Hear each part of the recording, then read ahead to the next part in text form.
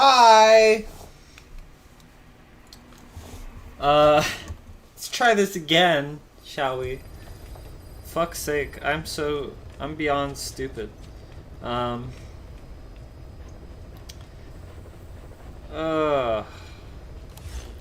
Well, let's start this mission once again. Thanks to Code Talker, we've managed to put a stop to any new vocal cord parasite infections. We couldn't save those already symptomatic, but everyone who survived has been released from the quarantine platform. Skullface will pay for this. Boss, Emmerich confessed. Skullface's endgame is to activate the bipedal walking tank Sahelanthropus and deploy it into live combat in Afghanistan. That's why he moved into the Soviet research facility they call OKB-0. If his plan comes to fruition, there'll be no stopping the ripple effect worldwide. Find a way to make contact with Skullface before that happens. Then learn what you can from him, and put a stop to his plan.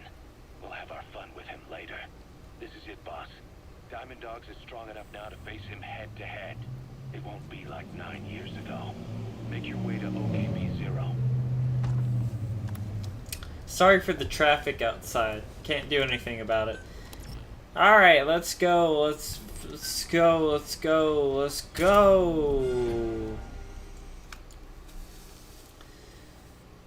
This is the, well,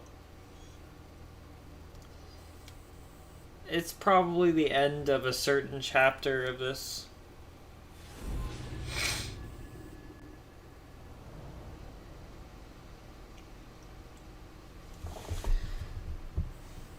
So, you know.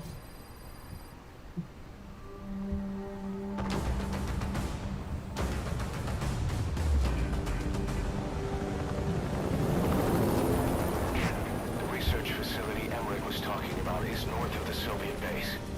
That's where Skullface is keeping Sahelanthropus before setting it loose in Afghanistan. There's a good chance he's got nukes, too. Boss, we need to figure out what Skullface is up to. If you make contact with him, get him to talk. The ethnic cleansing parasites, Sahelanthropus. Find out what his plans are.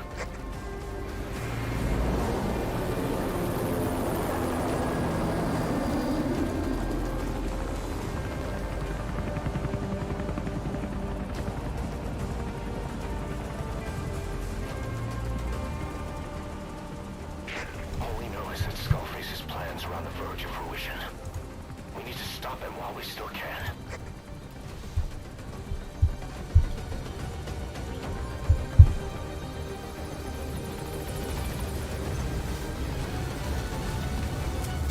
I agree with that.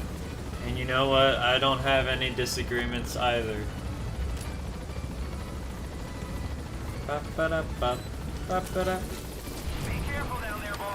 So before we start, I just want to recommend the Infinite Heaven mod for this game. It's made grinding a lot easier, and it's made it a lot more interesting. The XOF unleashed the Russian parasite strain. To isolate the facility, they first spread reports of a chemical weapon leak. The infection won't spread into the surrounding regions. Still, I think they just exterminate the men who worked with them all this time. Skullface must be making his final play. Ugh. Work for me. Please. People won't shut the fuck up. Christ. Alright. We're good now. There are some material containers here, but I don't feel like using the GMP for them.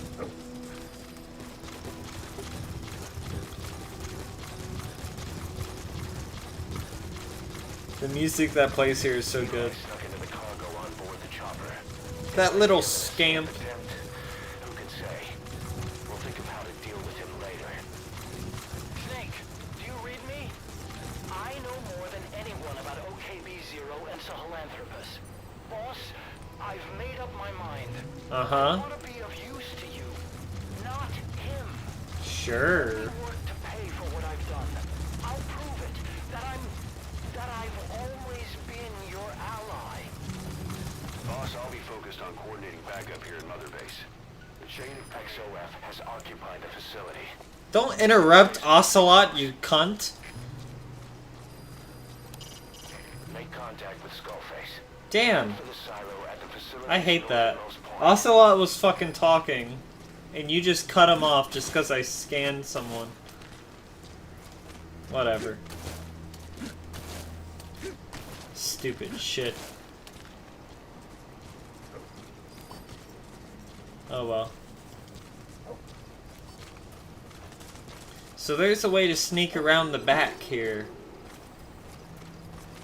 Now I'm going to be doing this mission twice. I'm going to be doing it the legit way, as you're seeing, and I'm going to be doing it the bullshit way, which you'll see later. Both are very fun, so that's why I'm doing them both. Fun to watch, too.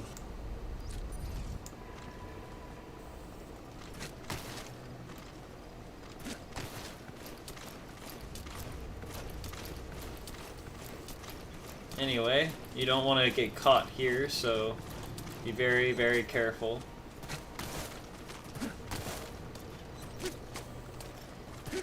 I like to stay by the wall here. Helps a little bit. And I'm just not gonna deal with any enemy here, because there's no point. I already scanned some enemies. I had a blooper, and hopefully YouTube won't upload that. I had a blooper because my mic did not unmute when I told it to. The mute button on my mic is very bad. You have to press it in a very specific way. You can climb up there, by the way. But I want to do it this way. Anyway. Yeah, the mute button is shit, so that's just what happens sometimes.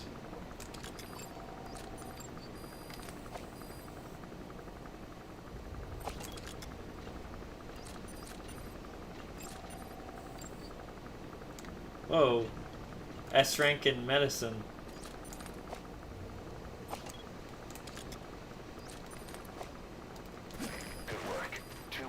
To go. Still all quiet at the silo. No sign of Skullface or his Goliath. Surely they can't already have... No, never mind. Don't you never mind me, you piece of shit. Anyway, I recommend going up this way.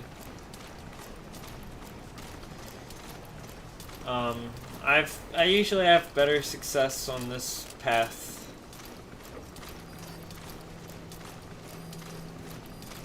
But, I mean, it's up to you, really.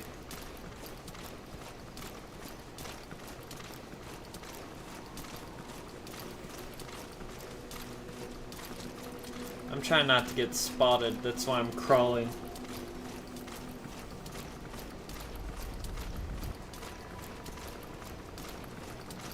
So as you can tell, I've been grinding shit, so I have better equipment now, that sort of thing.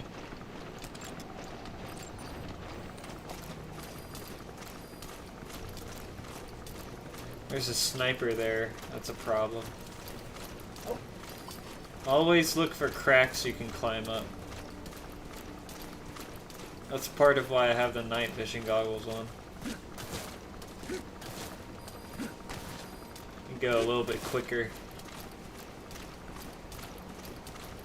We could go through that way, but you might be able to tell it's a lot harder to do that.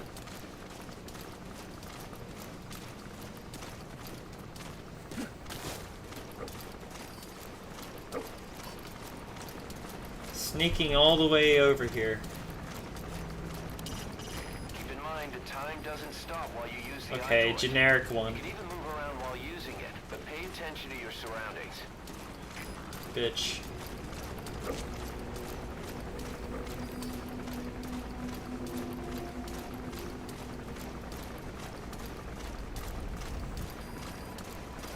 Alright, now I gotta figure out what the hell I'm gonna do about this gate. How am I gonna get past here? I could go up that way. Stay in the bushes.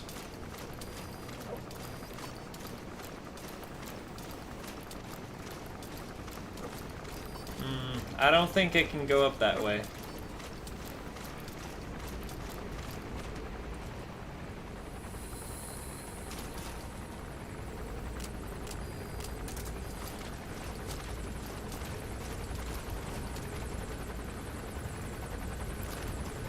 Alright, this is gonna be a little bit risky.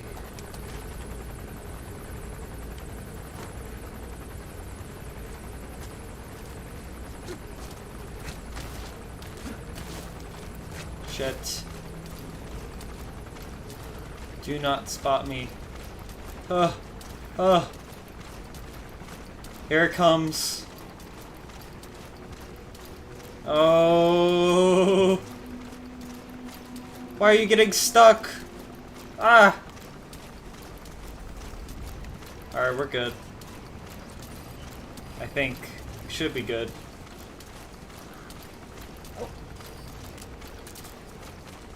Bit of a crack here. Oh my god! I hate when things are video game.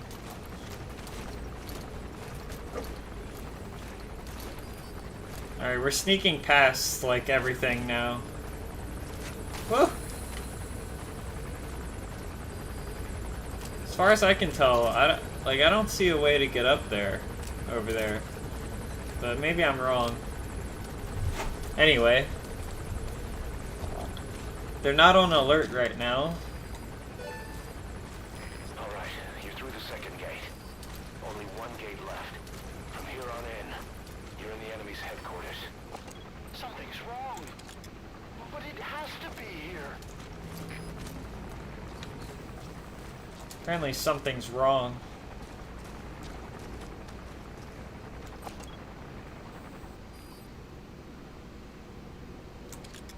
Why isn't there a camera? Usually there's like a surveillance camera there. Alright, we gotta wait for this chopper to leave.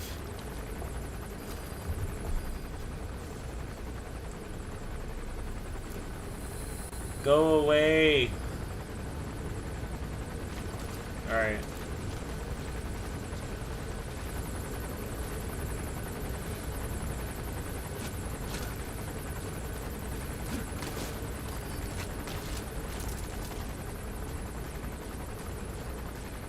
Let's go down this way.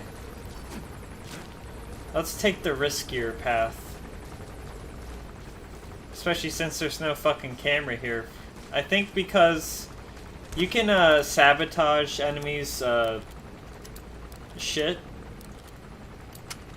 by sending combat units out.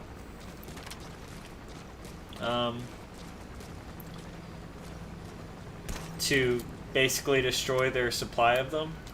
So I guess that's a good thing to do.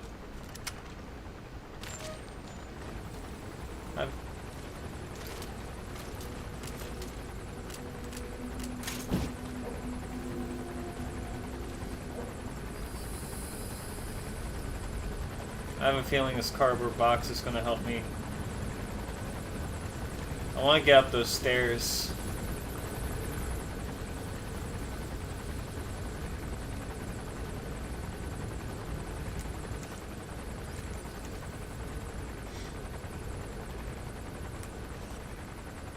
That's basically where you gotta go. Going up those stairs takes you, like, right there.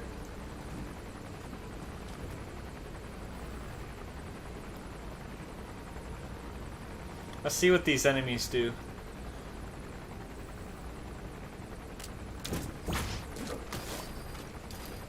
Less of them would be better.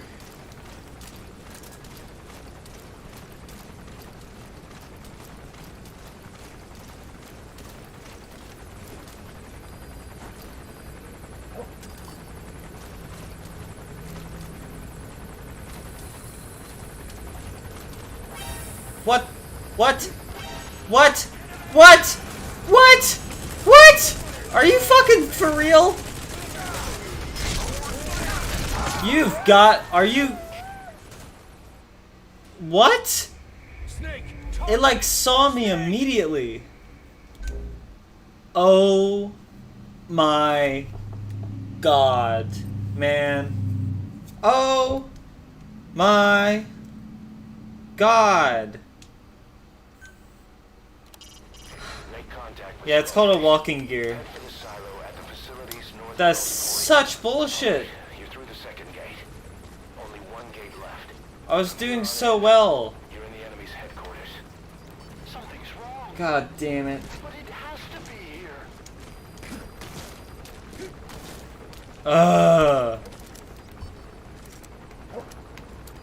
Fucking helicopter saw me immediately.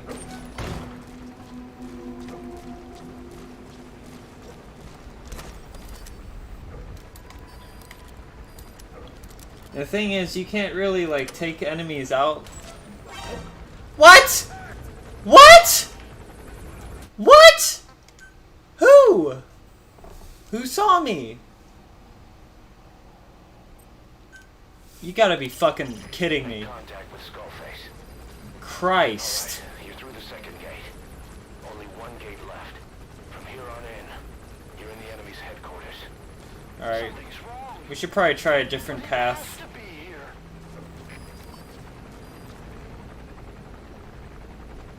But there is no different path.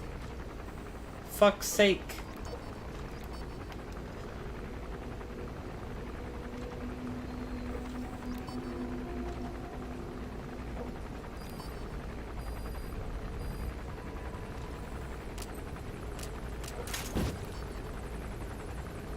Alright, fuck off, helicopter. Ugh. Go away. That is fucking bullshit, man. Getting spotted immediately. Where do I go?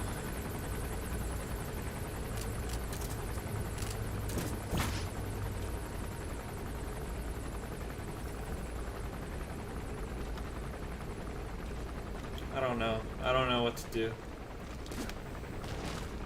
Guess I'll just come down here. I think I have an idea. Yeah, there's just a conglomerate over there. What the fuck's going on?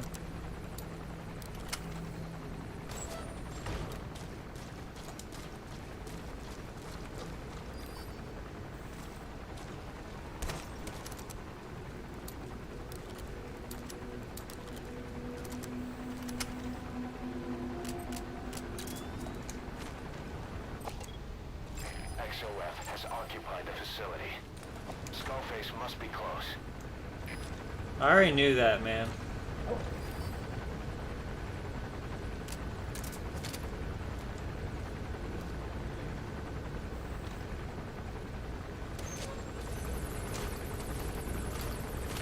Oh my god, boss. Just do the thing doer.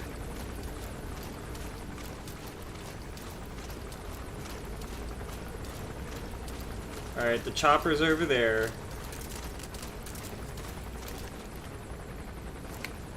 Look that way.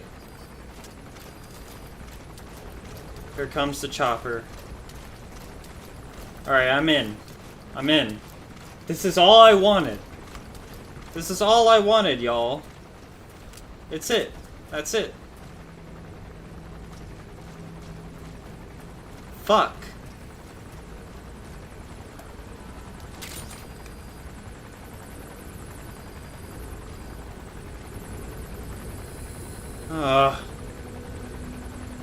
This chopper, man.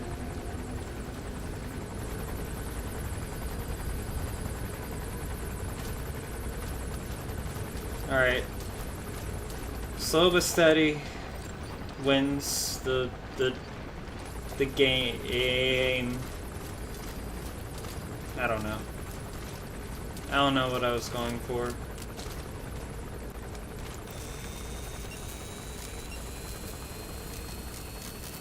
Here's what I'm going for right now, though.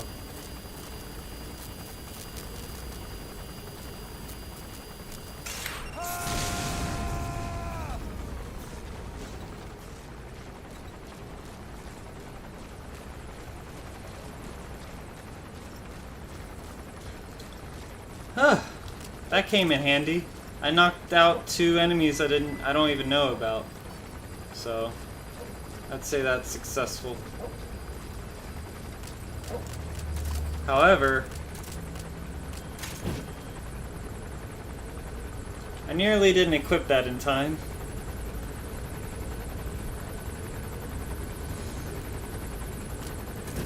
Man, I was doing fucking perfect before that one fuck up.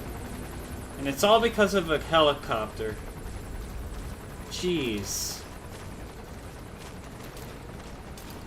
Now this one over here, this guy refuses to budge. He's just gonna stay there.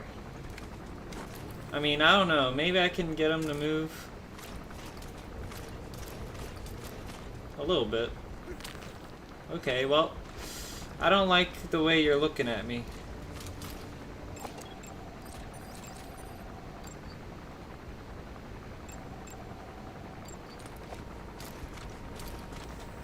Okay. Lost interest.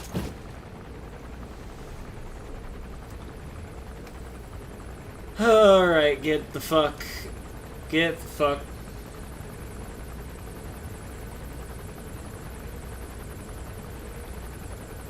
Thank you.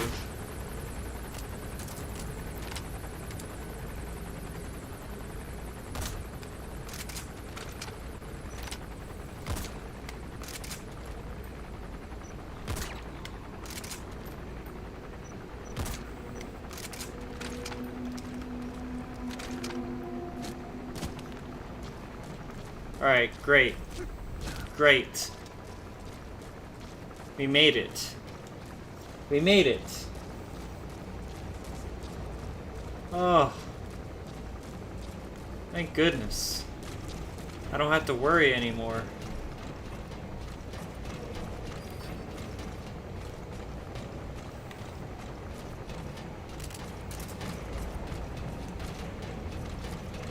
What a thrill. His ride has arrived. Don't let Skullface get away. Stop him at the heliport. Don't worry.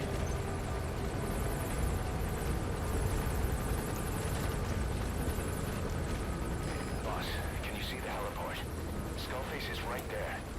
Make contact with him and make him talk. We have to stop him before his plan is set in motion. It's the kid. It's that kid.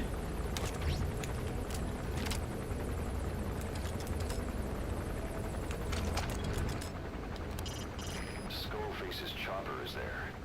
That's where he'll be headed. Move fast. If he leaves, your chance to make contact goes up in smoke. Sahelanthropus is somewhere inside there. First of all, make contact with Skullface. Don't kill him yet. We need him to talk first.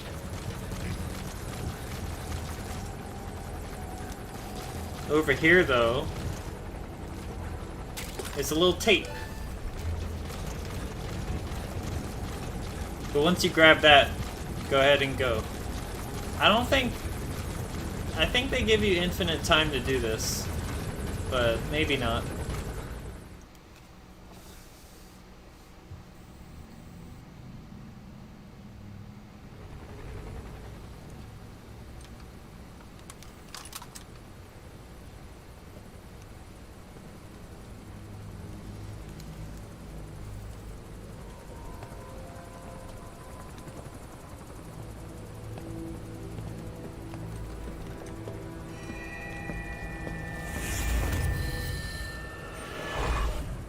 Too have known loss, and that loss torments you still.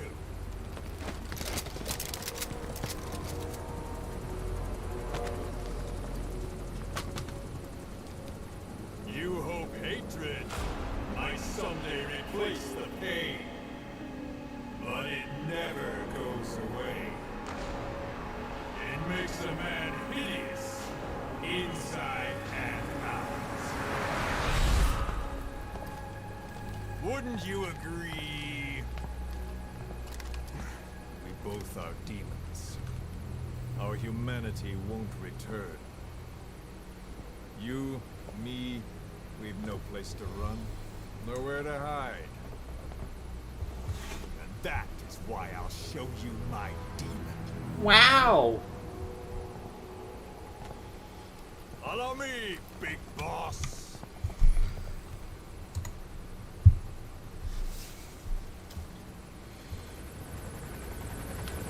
Yeah, you're not really able to do anything other than follow him. Just go along with him for now. We're ready to fight if it comes to that. That's our leverage against him, our deterrent. He doesn't want a war on his hands.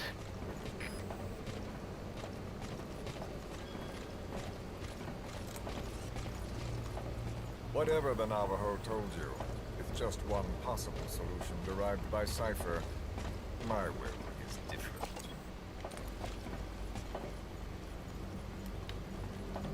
Walking very awkwardly. I've known you since your time at Langley. I've long been the other side of your coin. 1964, Soviet territory. Fox's first mission. Any mess you made, I was there to clean up. You completed your task, and admirably.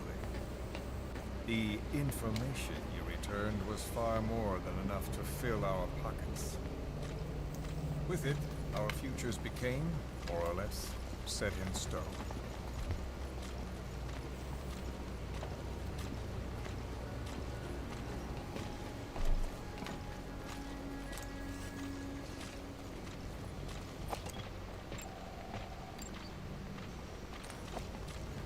And then the Major came to me with an idea.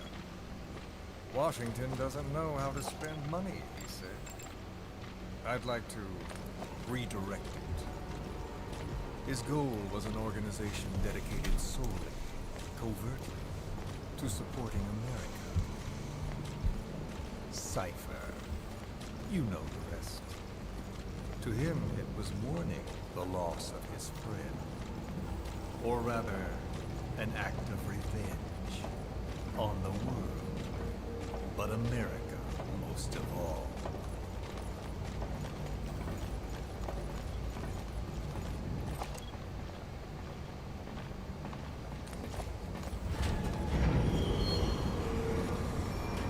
America is a country of liberty, a meeting of immigrants.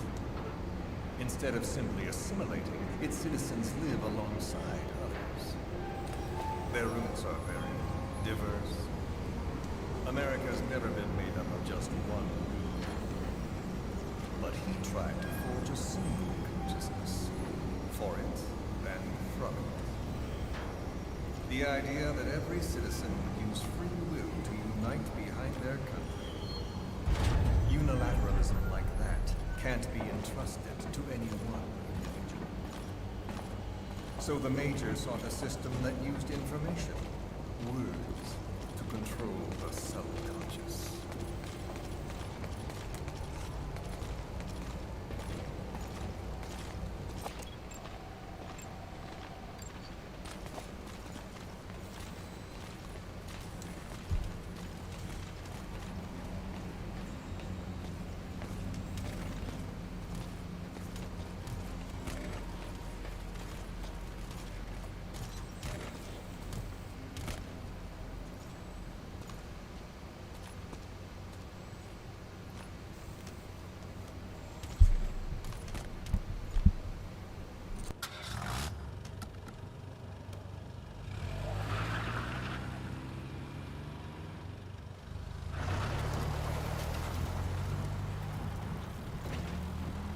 To unite America and the entire world. The Major thought this was his friend's move. But I think he never understood what she wanted. Before he ever walked or cried, even before he was born, his mother tongue was English. He doesn't know the pain of losing his own language. Not yet. He cannot understand her will. I do. I was born in a small village. I was still a child when we were raided by soldiers. Foreign soldiers. Torn from my elders, I was made to speak their language. With each new post, my masters changed, along with the words they made me speak. Words are peculiar. With each change, I changed too. My thoughts, personality, how I saw right and wrong. War changed me. And not only my visage. Words can kill. I was invaded by words, burrowing and breeding inside me. A philosopher once said, "It is no nation we inhabit, but a language." Make no mistake, our native tongue is our true fatherland. My fatherland. My truth was stolen from me. And so was my past. All that's left is the future. And mine is revenge. On those who leech off the words of their fellow man. This is what I learned from the Major. And then it hit me. It was he who should feel my wrath. He and the code he chose as basis for control. Language codes, information codes, beamed all around us, genetic codes spanning history. By controlling the codes, Cypher Zero intends to unify the world. Codes implanted into our heads, sucking our minds dry as it spreads from one host to the next. A parasite upon this earth, that is what Zero is. As one born into this world, he's afflicted. I hold him responsible for killing my freedom. Killing all traces of my past. Killing any promise of a future. We are all but dead men forced to walk upon this earth. A world reduced to zero. Cypher plans to use its codes to control the world. They think they can. And the mother tongue of all those codes is English. The word became flesh. The final parasite. It knows English. An English strain of the vocal parasite. I will exterminate the English language. With this, I'll rid the world of infestation. All men will breathe free again, reclaim their past, present, and future. This is no ethnic cleanser. It is a liberator. To free the world from Zero. Let the world be. Sans lingua franca, the world will be torn asunder. And then it shall be free. People will suffer, of course. A phantom pain. The world will need a new common tongue. A language of nukes. My metal ears shall be the thread by which all countries are bound together. In equality. No words will be needed. Every man will be forced to recognize his neighbor. People will swallow their pain. They will link lost hands. The world will become one. This war is peace.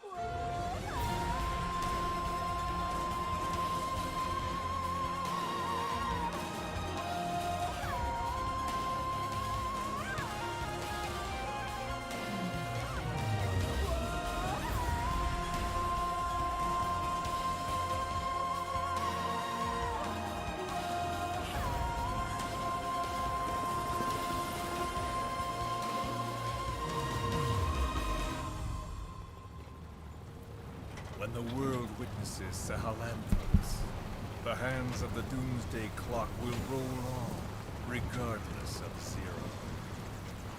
Sahelanthropus will take the first giant step into a brave new. It is the bell with which a world trodden upon by words declares its independence.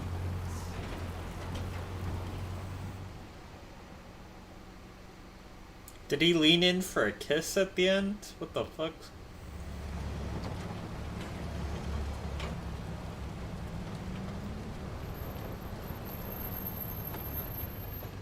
We are here.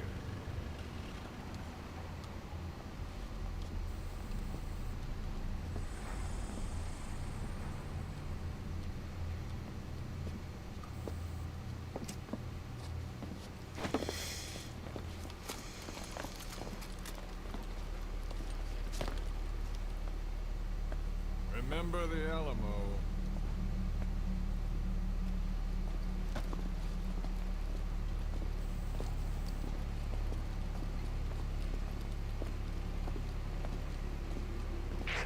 This is Queequeg on station to provide cover. Get us a line of fire. Roger that.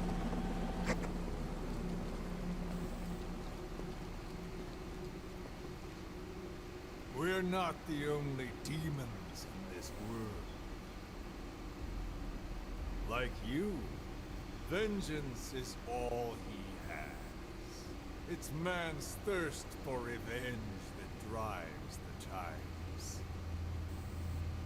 Just as you live because of me. He lives because of you. Show him!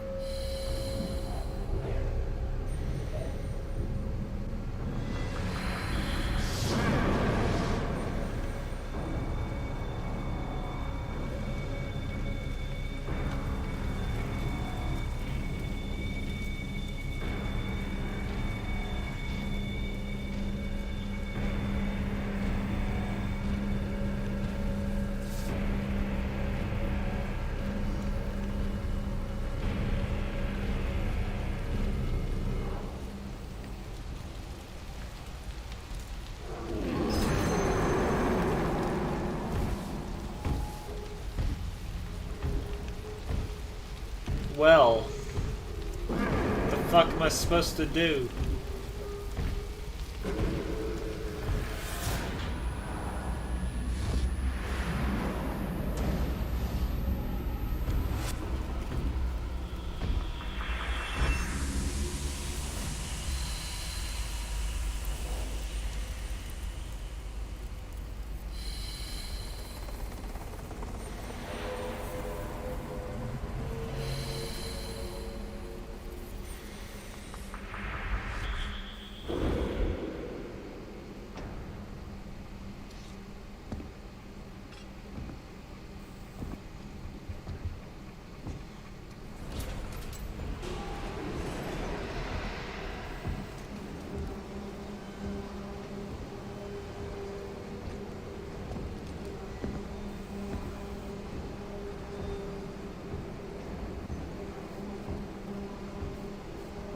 Wait!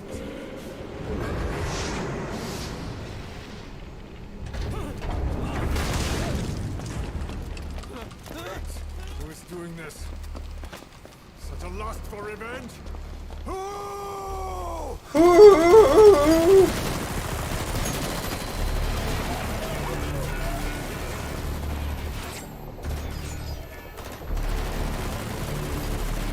Fall back! Fall back!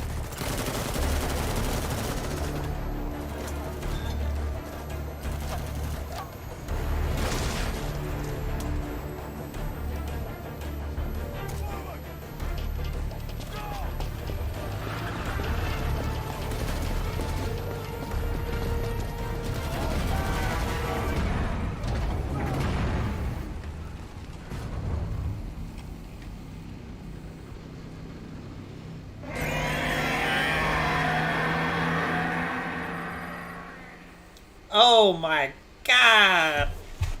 Oh my god! To be continued.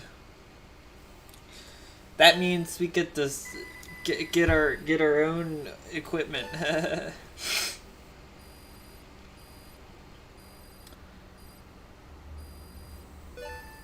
Man, how much shit are we gonna do? Ah, so much. All right, we got an A rank. Whatever.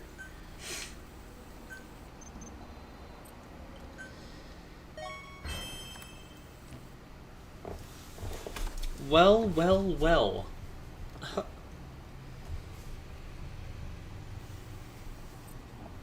I guess we can go ahead and start the next mission. After I see whatever this is.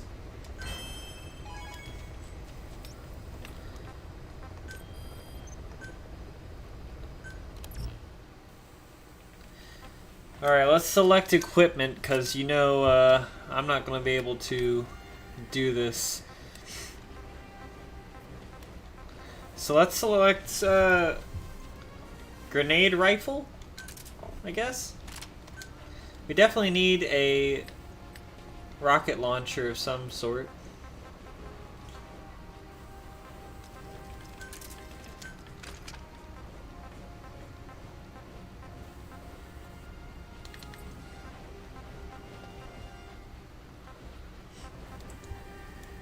Looks like that's the best we got. Secondary. I would say that maybe this is the best.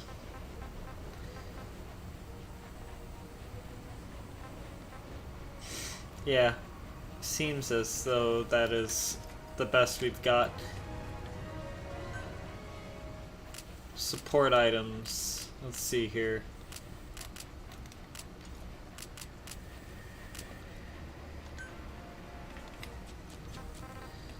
Nothing really in the support items that would help us.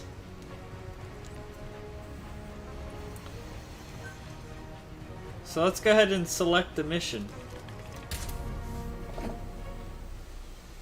Da da da da da da.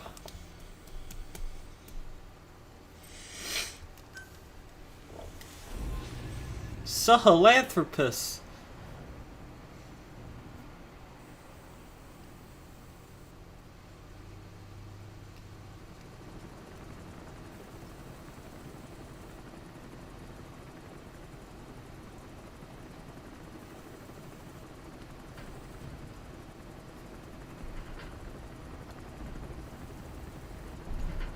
Got a spike on the RWR. Strange PRF. What's wrong? Control lost. Can't maintain RPM. We're settling.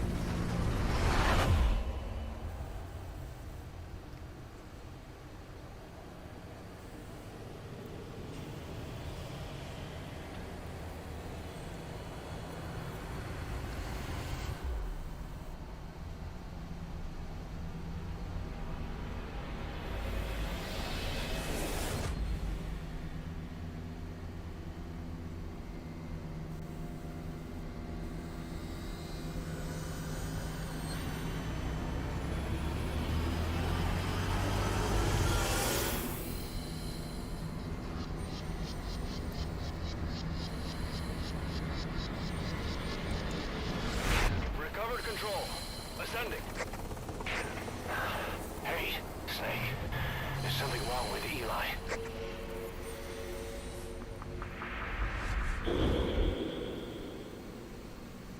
Ruh-roh.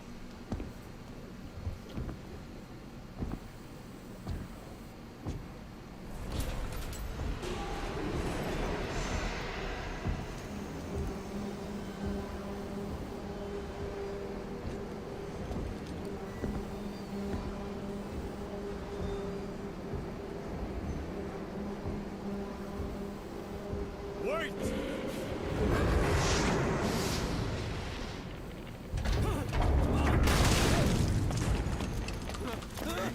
Who is doing this? Such a lust for revenge?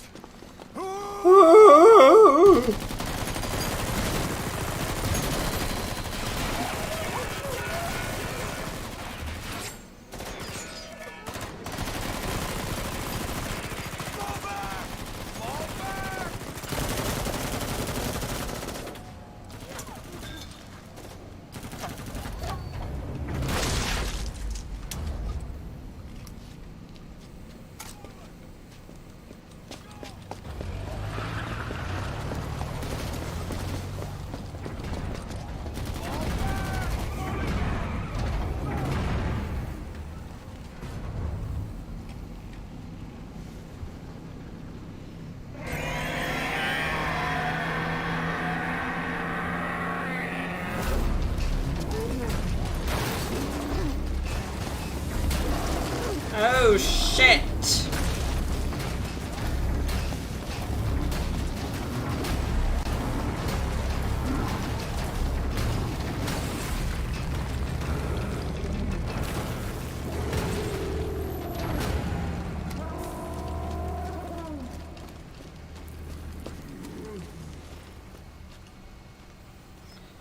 It's looking at me. Run, Snake, what are you doing? I have to examine it.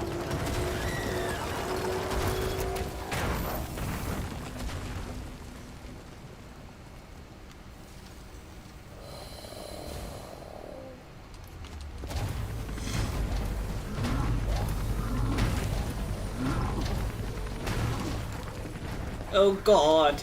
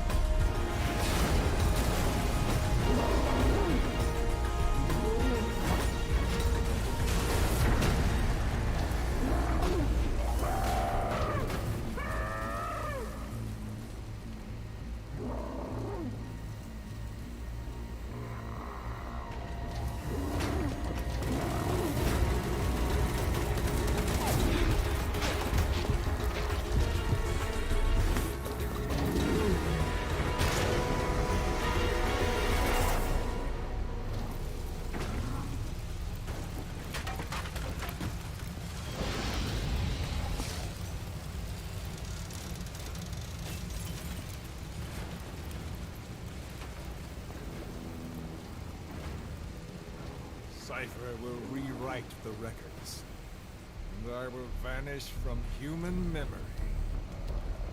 But the thirst for revenge that I have planted will infest the system. No one can stop it now. Sahelanthropus will unleash that thirst unto the future.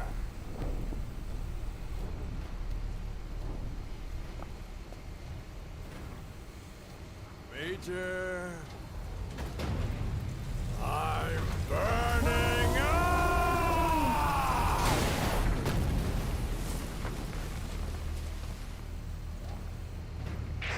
Boss, get out of there! Okay. You heard him? Leave! What are you doing? Bye-bye.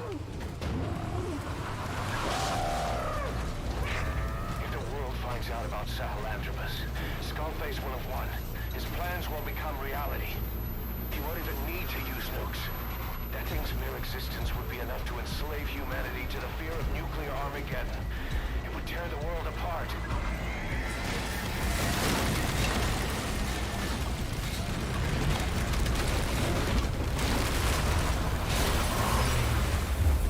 Boss! Uh-oh.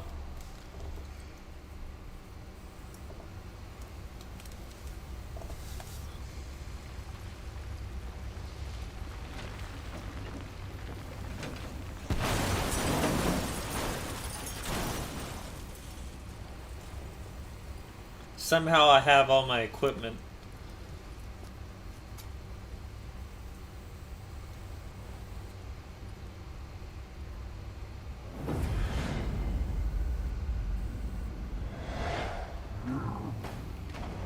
It's after you. Uh-oh. You need to stop it, boss. Destroy Sahelanthropus. And it's time for the mecha boss battle that I fucking hate. Boss, Hate this shit. Sahelanthropus. Destroy that thing. Truly. Diamond dogs and provide backup. So, there's something you need to do first and foremost is run over here. Get in this thing. And try to do your best to attack Sahelanthropus. Shit. Alright, well, this isn't gonna work out.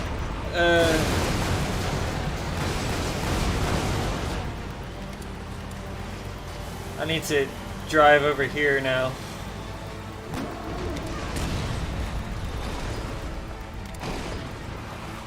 Oh, fuck. Okay, this is still not working. I'm running into a rock. Okay. Okay. Shoot its tanks! Ah! Okay. Ah! That didn't work out. Sometimes it does, I do better than that, but this time I didn't. Fuck! Alright, alright, alright, alright, alright, alright, alright.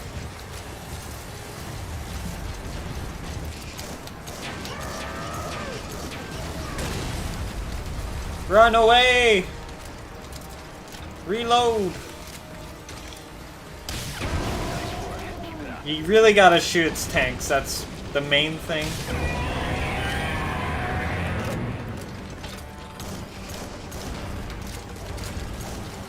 I didn't ask for a helicopter. Ah, fuck. Alright.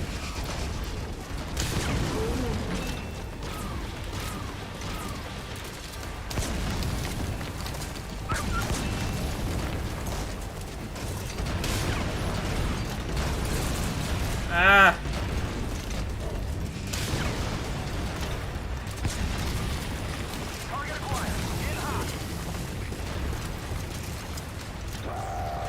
Leave me alone! Ah! Okay, okay. Stop sucking my dick for 5 seconds!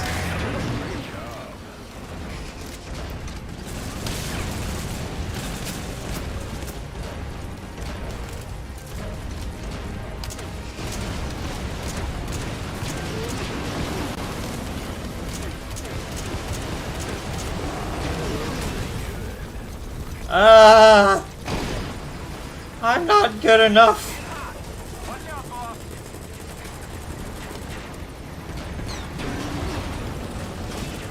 Reload! Shit.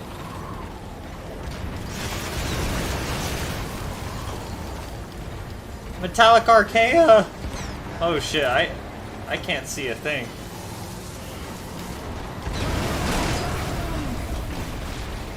Alright, apparently I'm doing good.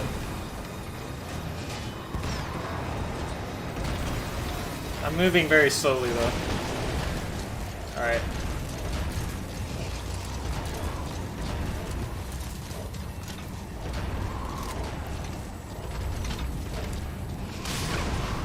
Fuck. How did that miss?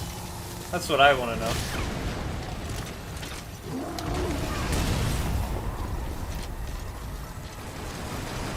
Boss, please, reload.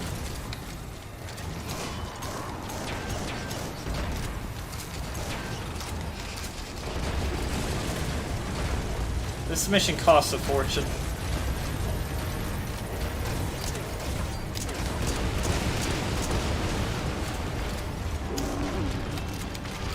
God damn. Ah. Ah. Ah. Ah. You hurt D-Dog again.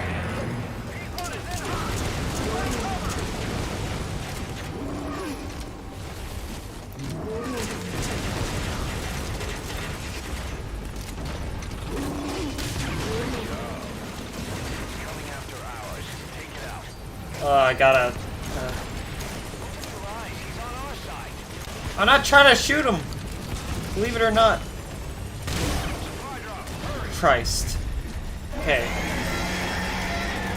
I entered its second phase. So that beam will kill you instantly. Do not get hit by it.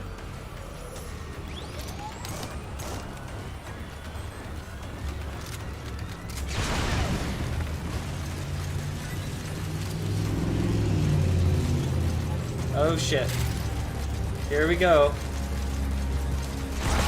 No! Fuck! Boss, come in. God fucking damn it, dude. I was doing so well. Shit. I have to start over. Fuck. I'm so angry. I have to start over. This is ridiculous. I knew I shouldn't have done that. Second I ran out there, I was like, maybe not the best move.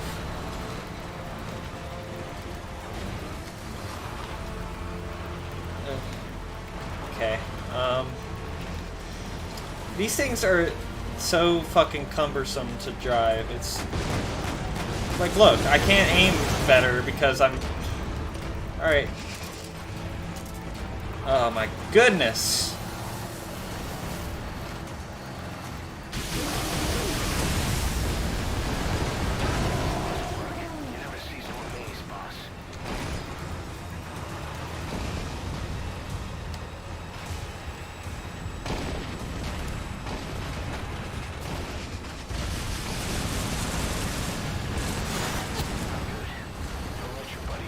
Shit!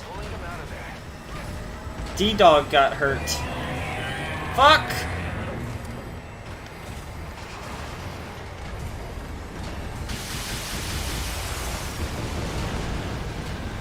Oh my goodness.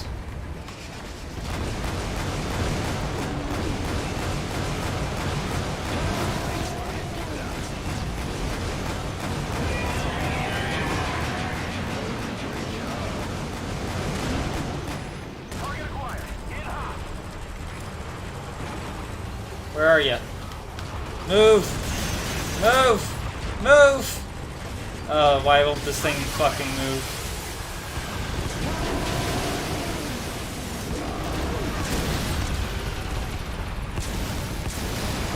Oh my god. Where am I, even?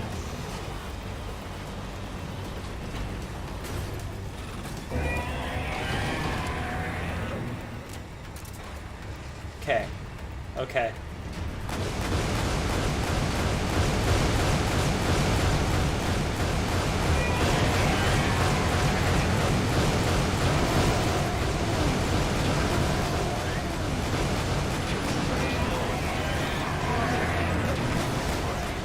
Woo! I'm doing pretty well here.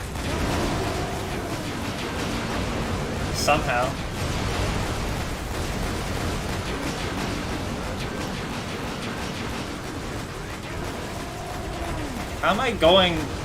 How am I doing this so well?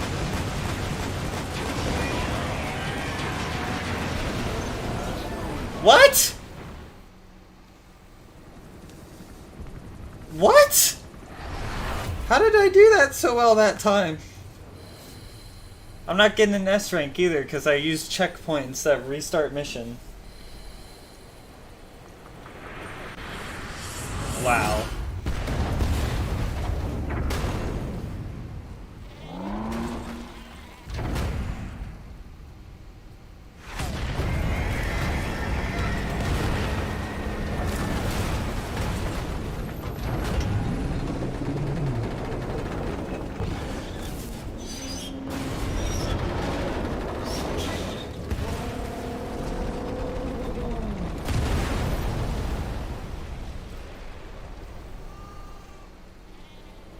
The sheep.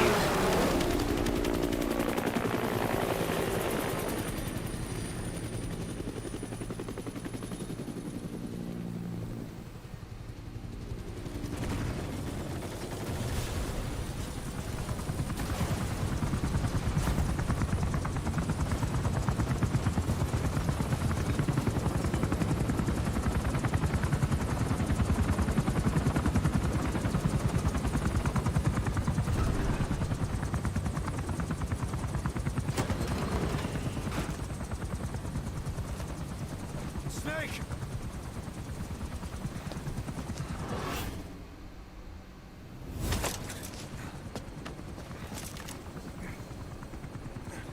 Fucking gay! We stand.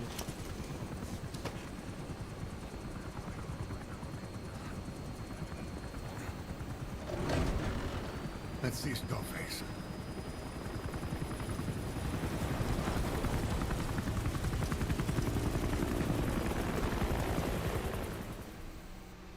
Yeah, fly over the thing that's 3 seconds from exploding. That's a really good idea.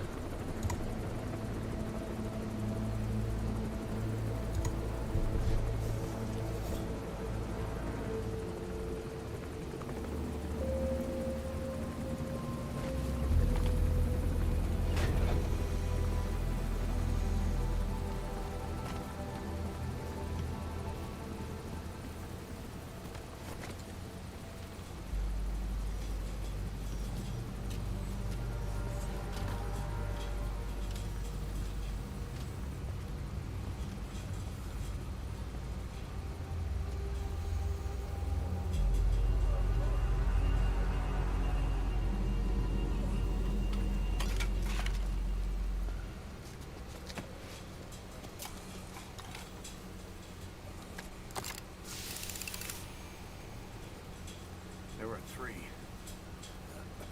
Where's the other?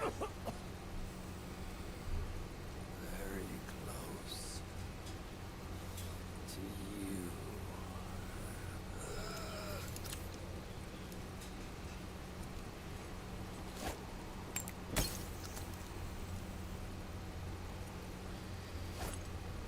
I guess that's safely disposed of.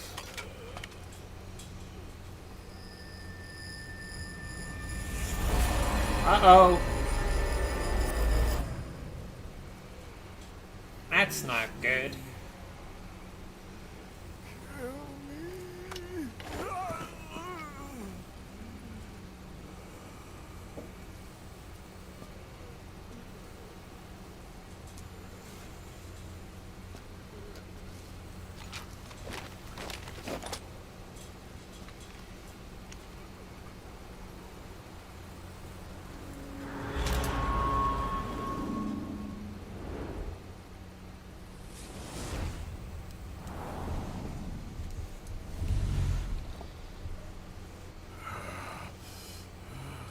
Well, I think we should do it.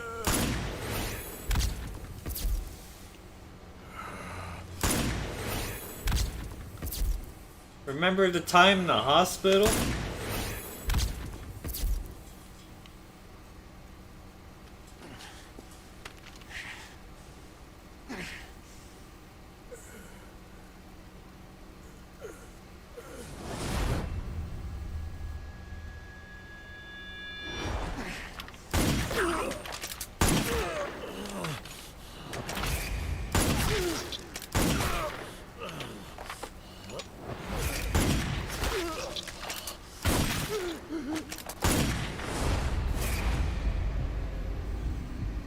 Revenge!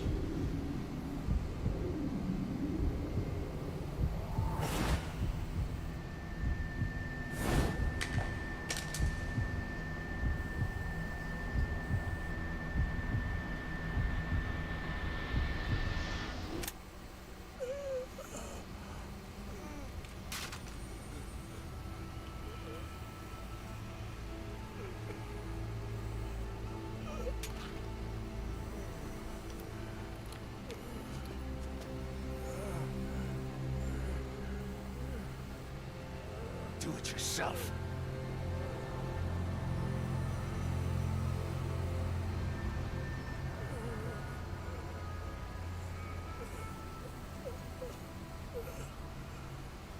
Mission complete, boss.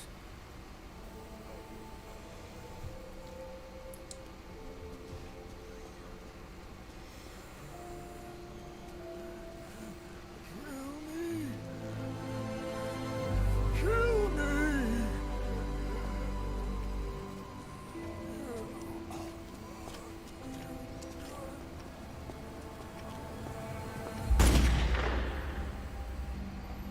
Now, Huey, what the hell did you do that for?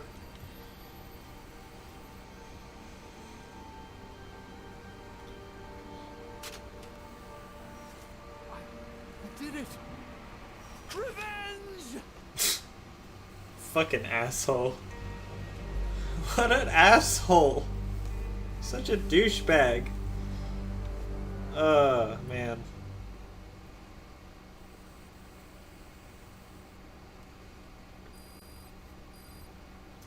Well now. I got the hero code name. Wow. And all these level ups. Crazy. D-Dog rank. How did I get an S rank there? Whoa! D-Dog's bond with me went down. But it wasn't my fault. Honest.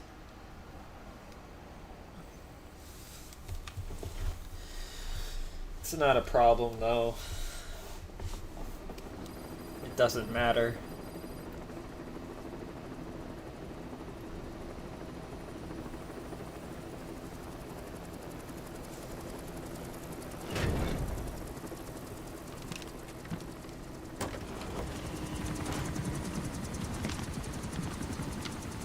Why is quiet here all of a sudden?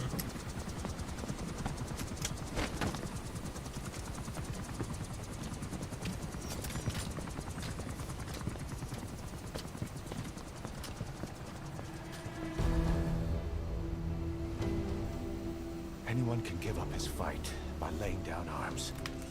But the feeling of holding a gun, that we'll never forget.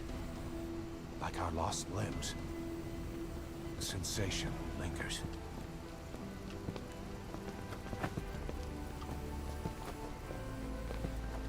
Scarface dead. Kiss him.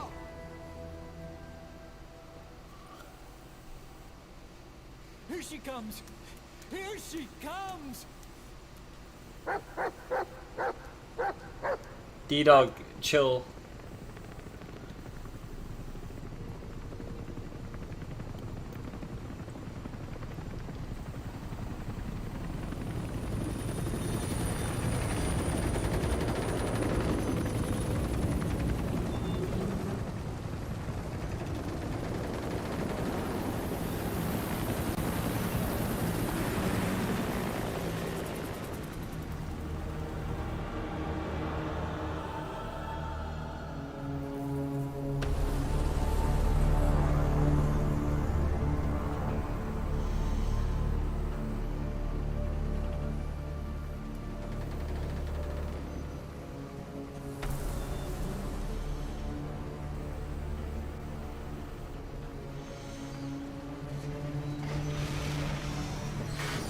Maybe you should have moved those before you lifted this thing in.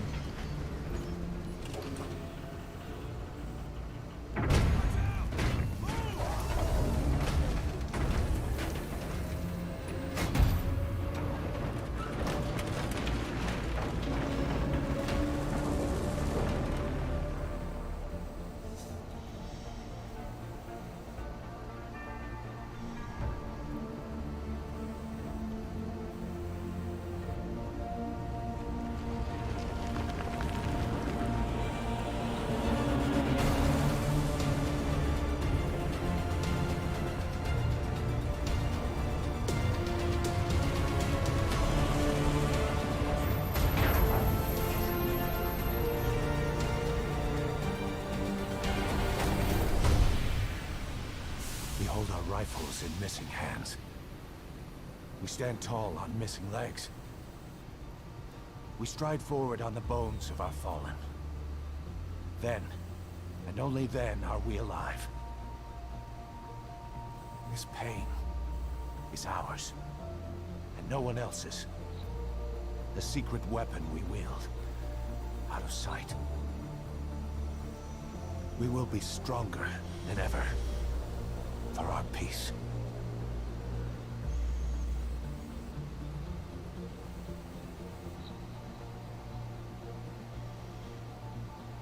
Sahelanthropus will unleash that thirst unto the future. Those were his last words. Cause. Tensions to the end. Still, doesn't feel like this is over. And I'll never be whole again.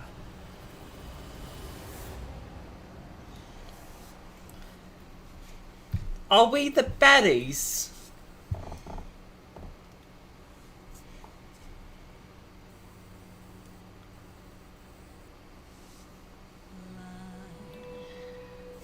Well, I don't know why I hit the mute button. Yeah, I know, Luke. That's why I love it so much. Part of it. I don't know if you've played this game before, but there's a lot of weird shit in this game.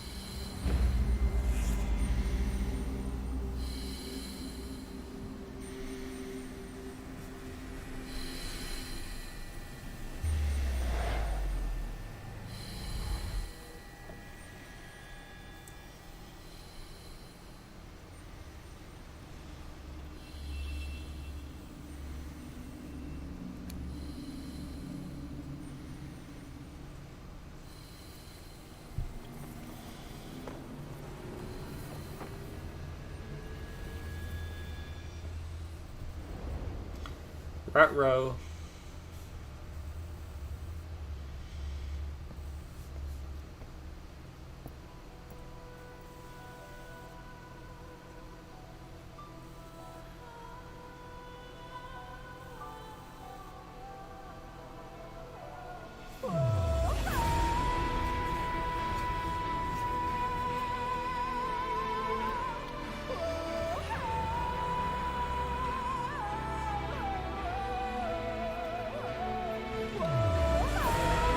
And that's it. Not of this game, though. There's still more. But anyway, I'm gonna let the credits play. Words that kill. Would you speak to me with your breath so still? It makes me believe in the Father's eyes. Let me suffer now and never die. I'm alive.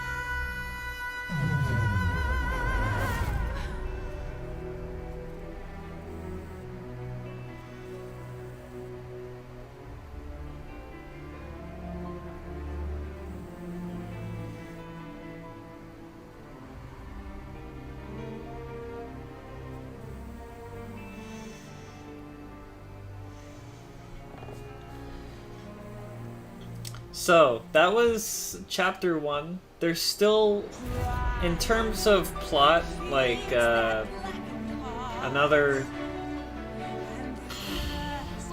I don't know. There's like 5 more main missions. Chapter 2 really isn't that long. I mean, this game makes it seem like chapter 1 is like the first half and chapter 2 is the second. That's not really the case. it's more like chapter 1 is 3/4 of the game.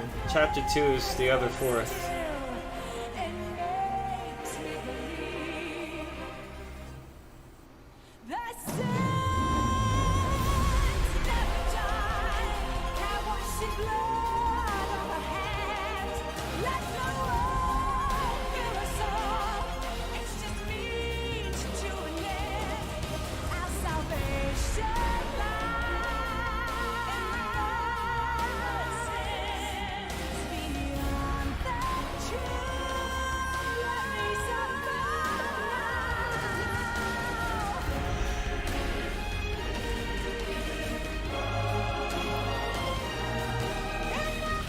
This song is just really good.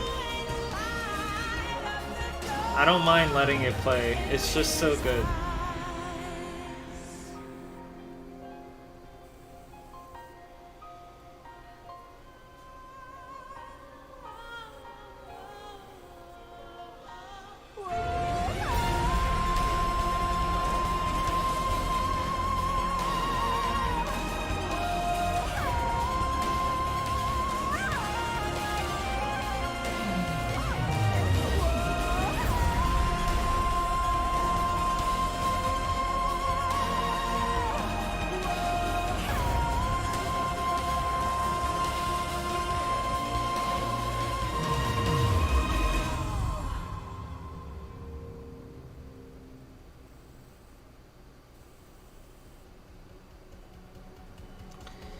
Whoa!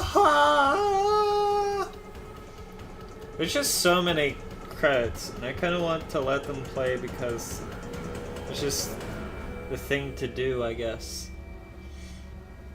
I mean, it's a really big team.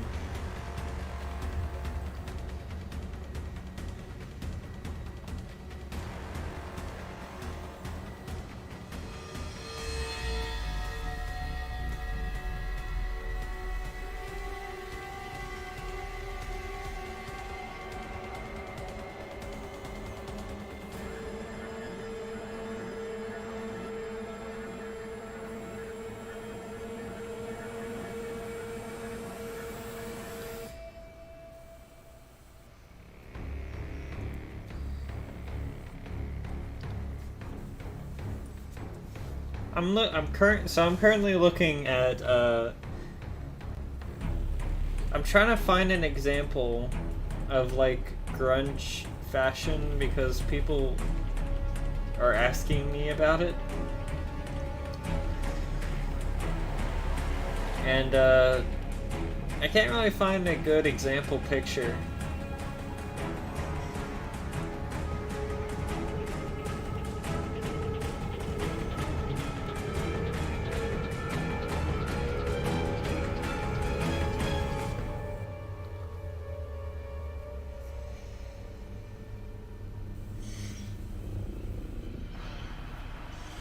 Anyway, that's enough of that. I don't give a shit anymore. I don't like when people can answer their own questions, but ask me anyway. Hello? Traffic? Ooh woo? God, these credits. So many people worked on this game. CG art. Animators. 2 animators.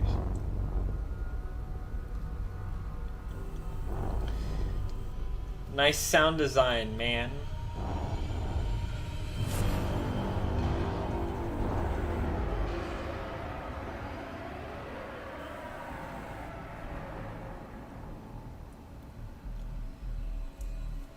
Oh boy, am I exhausted. Oh.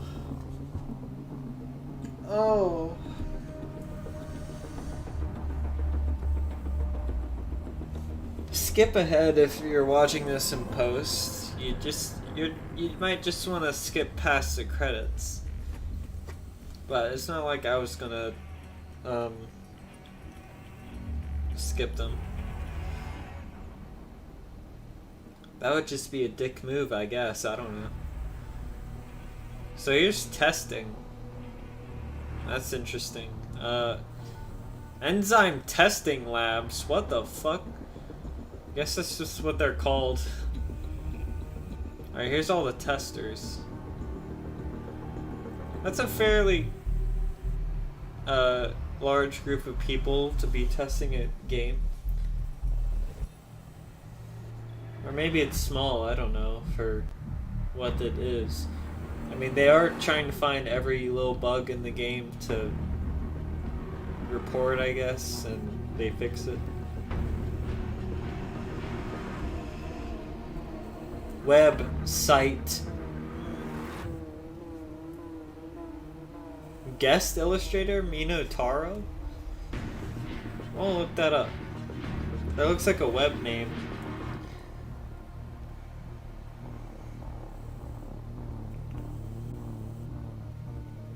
Mino Taro.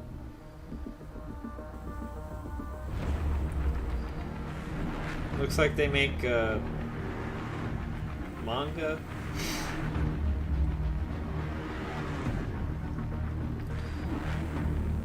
Nintendo? They work on Nintendo, I guess.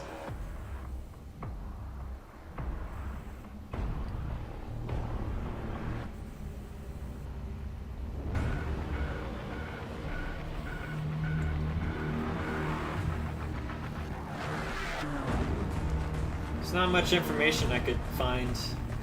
Anyway, here's a bunch of music from the 80s. And some from not the 80s.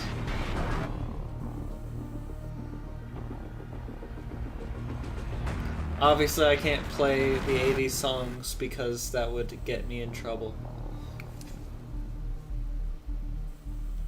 Possibly.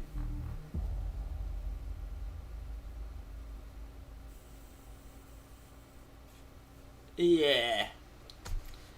Alright, that's it. That's all. We have so many cassette tapes. So many new emblem parts. Cobra unit. Nuke. That's right, we can build a nuke now.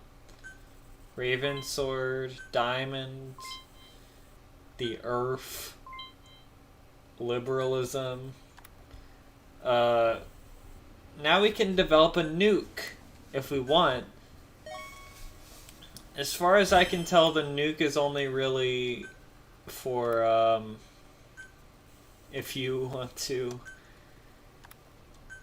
deter people from invading your mother base? Or FOB? As far as that's all I know. Uh-oh, coming in chapter 2.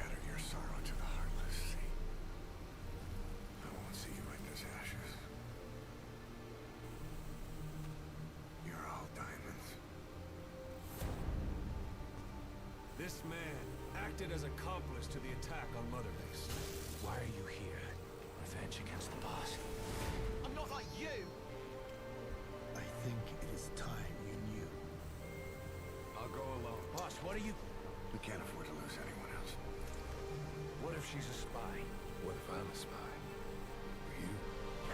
Kill her. What should we do, boss? Just give the order. You were right. He is not one of us. Boss. Snake?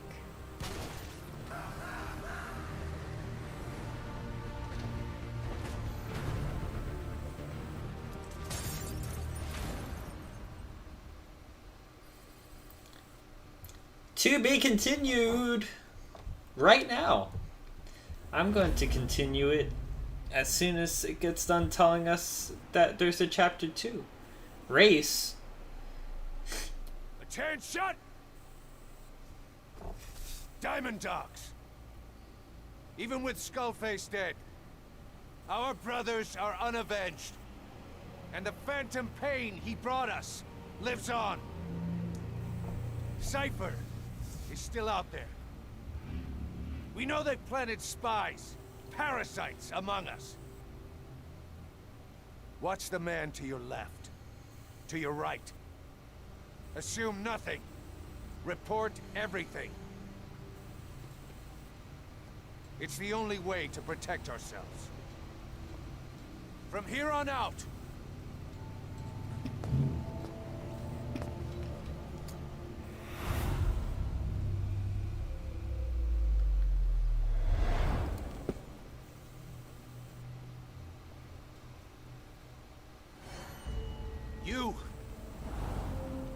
my eyes. The deadliest Kaz enemy is right blind. here in our midst. And they will get no mercy. Papa. Not a good time for Papa to show up. Kills the drama. But that's okay. I don't care. At all. Well then. Even with Skullface dead, our pain is still right with us. We need more strength. We need more men. Diamond Dogs needs to be bigger. Missions have come in too. We still have a long road ahead of us. Okay. So people put up these posters, which is a very not so subtle reference to 1984.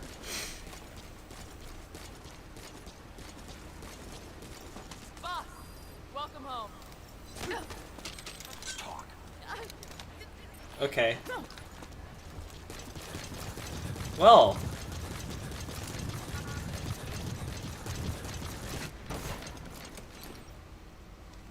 That's not what I wanted to do. So I'm going to go to the medical place, because I know for a fact there's a photo I did not show pause yet. And I know the last thing we want to see is another cutscene, but I don't give a fuck. Okay? Okay.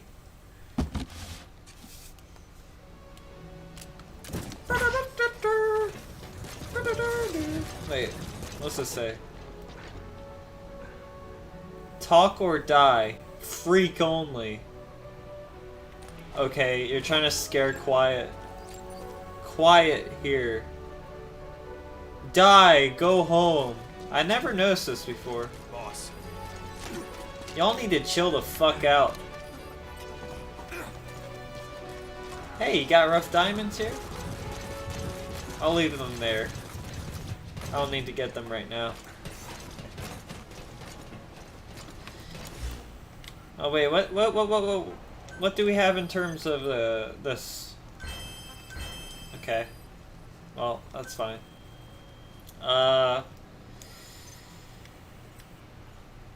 Defend the pipeline. I would never do such a thing. But we do get a blueprint, so I'm fine with that. Speak. Good night. Wait a minute. Okay.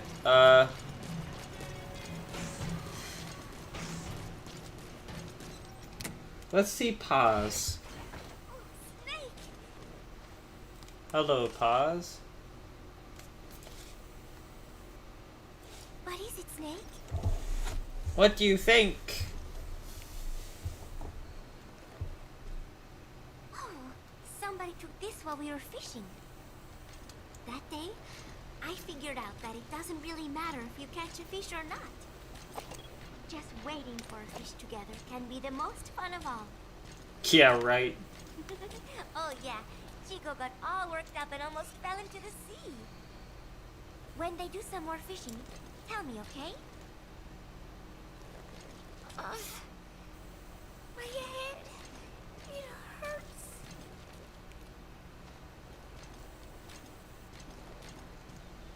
Alright. Bye. Well, we took care of that. Now we can actually continue with the mission.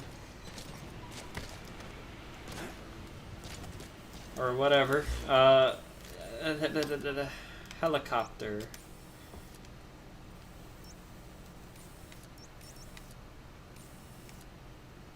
Yeah. All that's left to do now is leave. This is B-Quad. Arriving shortly at LZ. This is B-Quad. On station at LZ.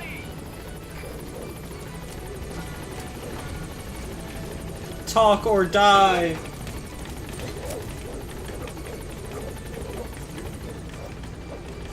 I'm glad everyone likes D-Dog at least. But I mean, how could you not?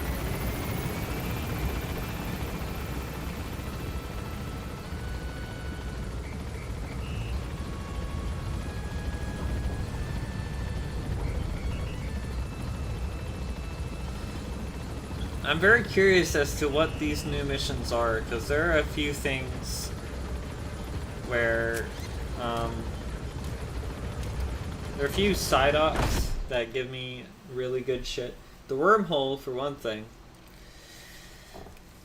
But also, like, the bandana. Boss, you can now give the order to develop or dispose of nuclear weapons from your iDroid. With a nuclear deterrent, even if you're discovered while infiltrating a rival PF's FOB, most PFs won't dare retaliate. But you, of all people, know how dangerous it can be to have nuclear weapons. So will you add nukes to our arsenal as a deterrent? Or will you take them away from other PFs and dispose of them to help build a world that's free of nuclear weapons? I'll leave that decision up to you. Okay, so we got 2 of these capture the legendary animal things. They both give you really cool items, so I'm going to go ahead and do both of these. The unfortunate thing, obviously, is that they're on the other side of the map. But we're just gonna have to deal with that. Sorry, kids.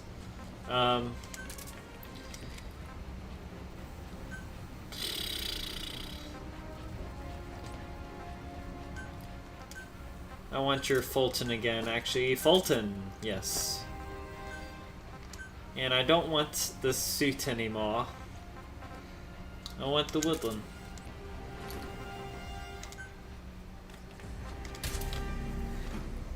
Let's go during the day because, I'm tired of the night.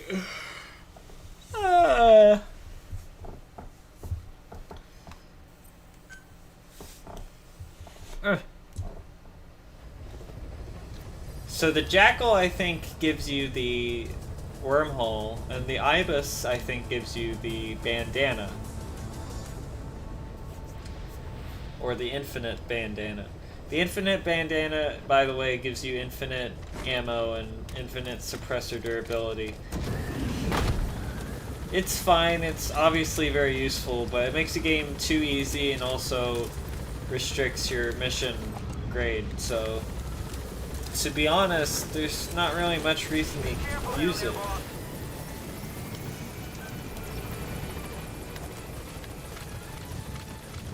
Anyway.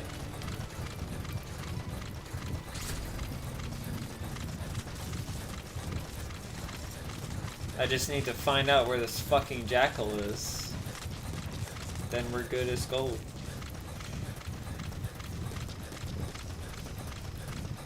I think that's the thing about these missions, is that it's very difficult to actually find where the animal is.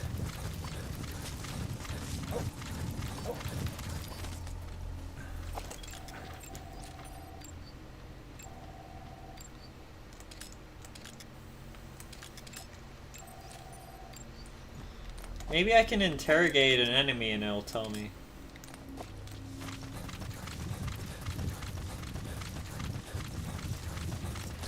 We'll see. I don't know. I kind of doubt they know where the Jackal is. Oh, wait.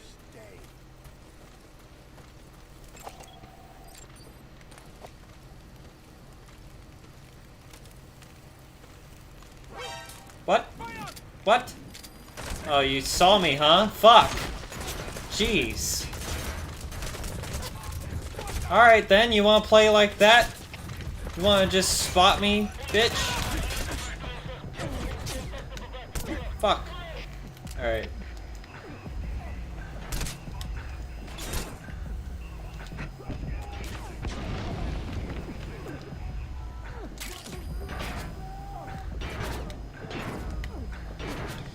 Well, this all went wrong immediately.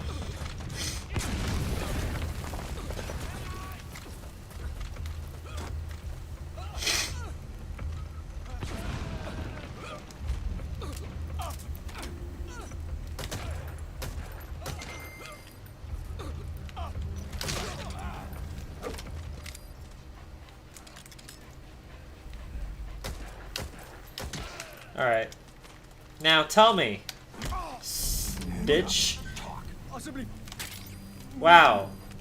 Crazy. Thank you so much.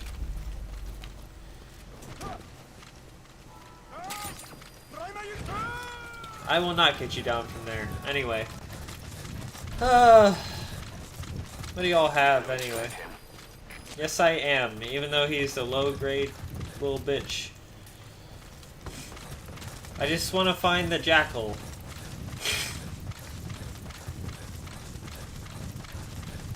Already, I'm just coated in blood. Might be all the way out here.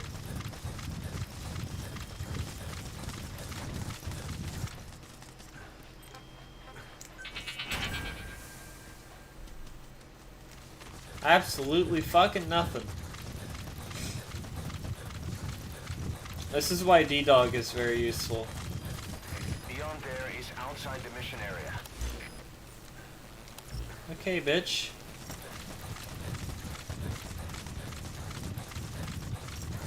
Apparently I'm not allowed to go over there. Wild animal?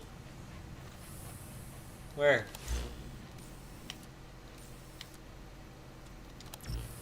Hey, where's the wild animal? Ah.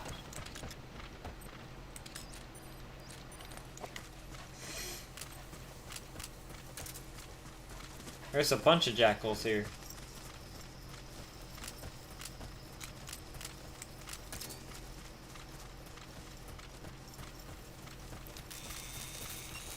Let's see if I can get them all.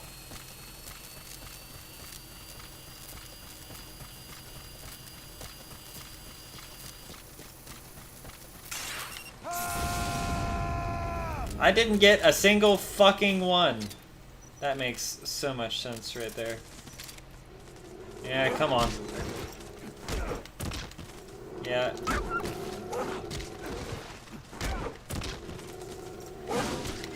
This is how you get them off of you. This is how you do it.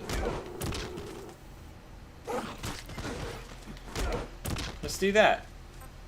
Fulton. That's the target.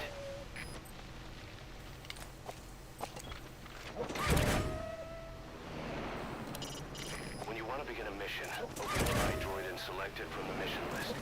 I sent a list of selectable missions to your iDroid. They're all jobs that only you can handle. Hey, I did it! And that's the end.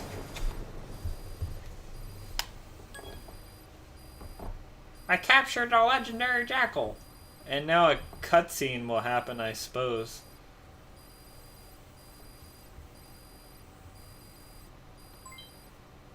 I can now develop the wormhole!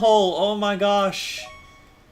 That's so much better. Hey, I don't like you troublemakers.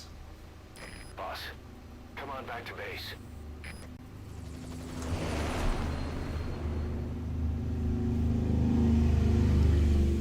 Motorcycles. What do you want, Miller? Already, I'm up back to base.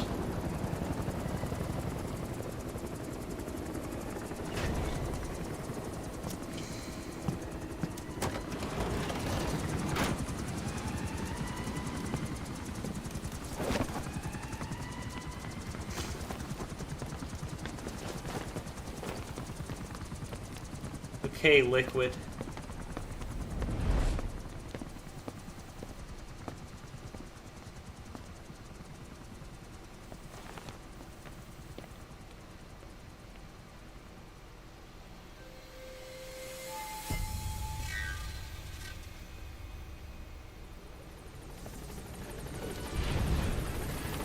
What the fuck?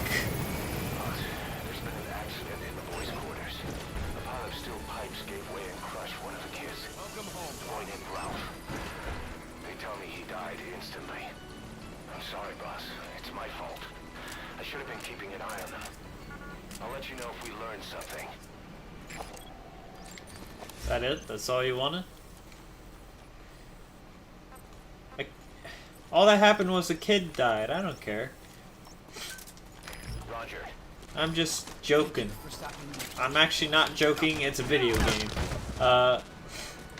So I have it set, and I didn't change it yet, to where enemies will drop random items, or just anyone will, if you knock them over. That's part of the Infinite Heaven mod I have. It's not part of the normal game. I just forgot to turn it off, but it's not like it's going to affect anything, so I don't really care. I don't care to change it.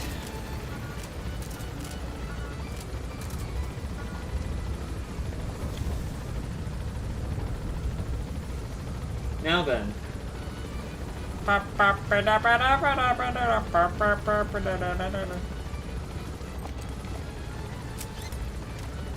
Oh boy, am I tired.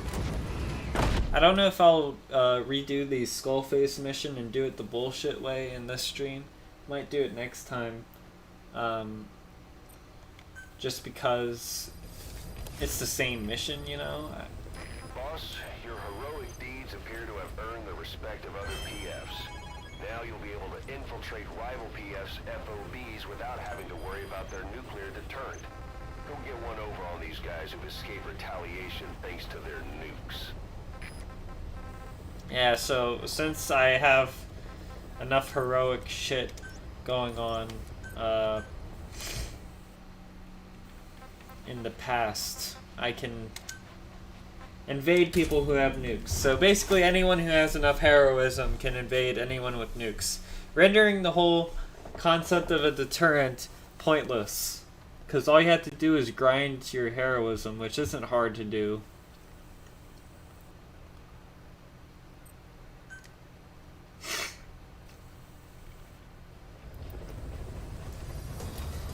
But anyway,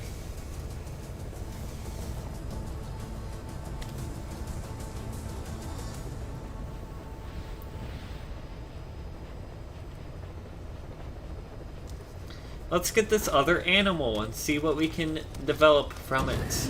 Because I'm not totally sure, to be honest. I have faint idea.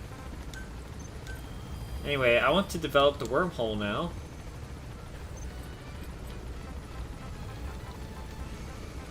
There it is. And it'll be done in 2.5 hours. Great. So, you know, next stream I'll have it. I've been hinting at that thing for a very long time, and I can only get it in the next stream, basically. That's okay.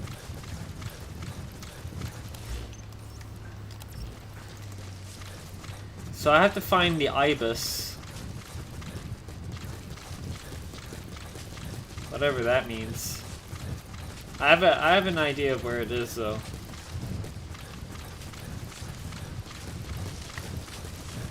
Ah! Don't run off the cliff there.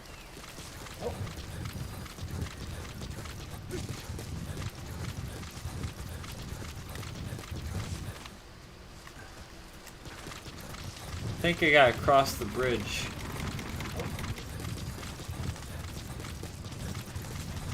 Like I said, D-Dog is like crucial to these missions. Don't find the animal like that. Quiet wouldn't do that. D-Walker could, but like would be finicky. And there it is. That's the target.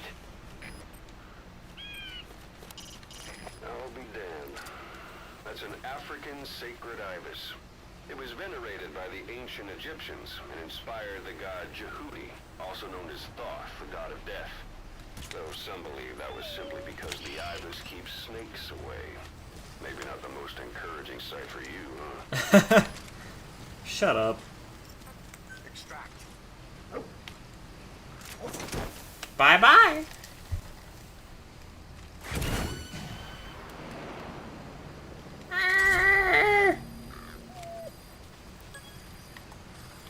Oh, now we can get Jehudi.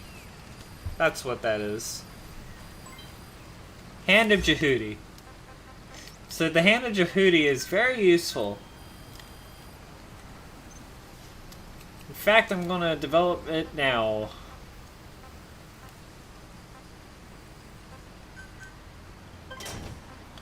Why the hell not? I wonder what that's gonna be. That'll be done in a half hour. Anyway.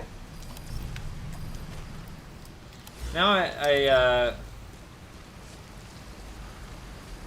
I just want to know what other side ops there are.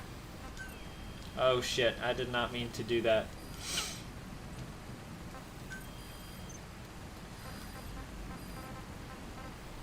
Tank units, don't care. Armored vehicle unit, heavy infantry, wandering mother base soldier, prisoner extraction, highly skilled soldier.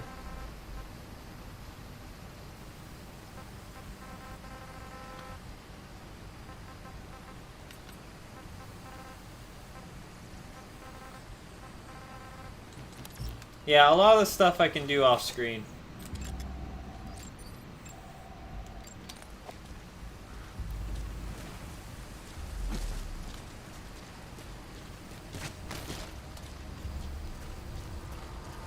So let's go ahead and go get this Wandering Mother base soldier.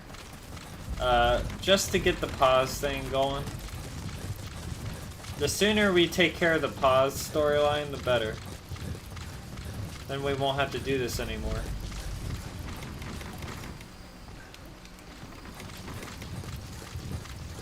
And then after that, I think I'll do another mission, maybe. Why not? I can keep going.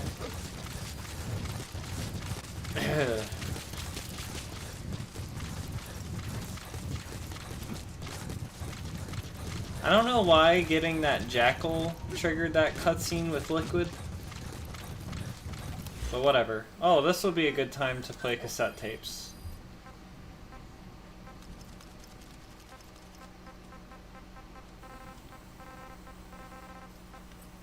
Oh, I actually got more music. That's the credits music. This is, I think, maybe also part of the credits. Anyway.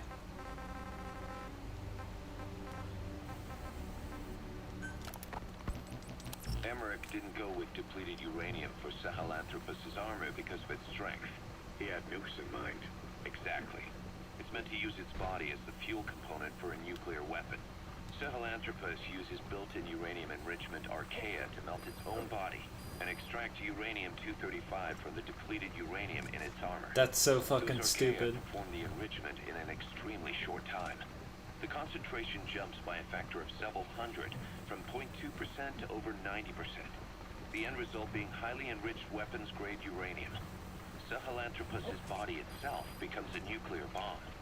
Emmerich says if it were to self-destruct, the nuclear yield would be somewhere in the region of 15 kilotons. Since you need about 50 kilograms of highly enriched uranium to trigger a nuclear reaction, that would mean Sahelanthropus contains something like 23 tons of depleted uranium. That's not very much. No, it isn't. That's about what you'd expect to find in a main battle tank's armor. The point is, it can be transported anywhere, even use its conventional weaponry on the battlefield. And the international community will never suspect a thing. Wow. So cool and innovative. So cool. I just received word from the R&D team and the transport team out of Afghanistan. They finished installing Sahelanthropus on the base. It's ours now. All right. Don't let any of the staff touch that thing. Especially Emmerich. Of course. That guy's crush on Sahelanthropus is beyond a joke. Guess he really wants to see his tech stand on its own two legs this time. That's not gonna happen. I know it. So you've got no plans to make it operational again? Damn right. Boss, I want to hear it straight from you. Hear what? What the hell do you want with that thing? The drive is busted. It's not like it has a nuke on board. Even if the metallic archaea could turn it into a nuclear weapon, all it can do is self-destruct. Sahelanthropus just isn't a weapon anymore. It'll draw unwanted attention without even being a deterrent. I know. The weapons development strut sank 2 feet under that thing's weight. That's 1 year's drop in a single night. We've started on reinforcing the strut, but there's no guarantee it'll hold up if a storm hits. I know that too. Boss, why keep it? It's a mark. Us Diamond Dogs, we don't have a country to call home. That means we have no past, nothing to prove that we lived. Every one of us threw it all away when we came here. Sahelanthropus is a symbol to show that the likes of us brought at least one crisis to its end. The mark in history. So we can't just fade away. It's of no practical use to us. But we still need it. A symbol of what we've done. I'm glad I sounded you out on this. Snake, on behalf of all of us, I want to thank you. I don't need gratitude. I need security. Keep Emmerich away from that thing. Roger that.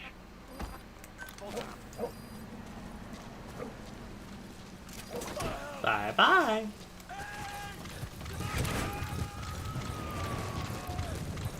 So we're keeping it just to basically be proud of something because it's important. You said that the nuke Skullface was trying to spread around the world were equipped with a failsafe.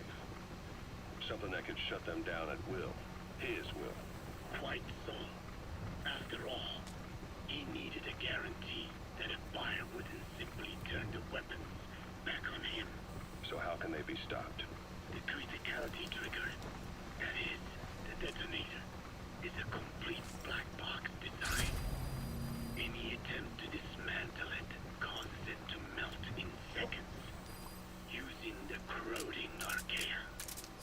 The design ensures that no detonation... That's the target. I remember him. He was Shut the on fuck base up! during the attack 9 years ago. Oh my god. Bring him home, boss. Just to say the thing you've said a million times before, I will start it over. So after all, he needed a guarantee that a buyer wouldn't simply turn the weapons back on him. So how can they be stopped? The criticality trigger, that is, the detonator, is a complete black box design. Any attempt to dismantle it causes it to melt in seconds, using the corroding archaea. The design ensures that no detonation is possible unless it disengages the lock. So he had a way to disengage it remotely. Extract. Precisely. The client simply presses a button. At that moment, the detonator begins transmission with a surveillance satellite. The satellite reports to him. Subject on board. Leave the rest to us. If he does not object, the lock is disengaged. But if it's a risk to him in any way... The detonator melts down. The same is true if detonation does not occur within a preset time after the lock is disengaged. The nuke is rendered useless. Who the hell would buy something with strings attached like that? The client would never know until the moment they actually try to use it.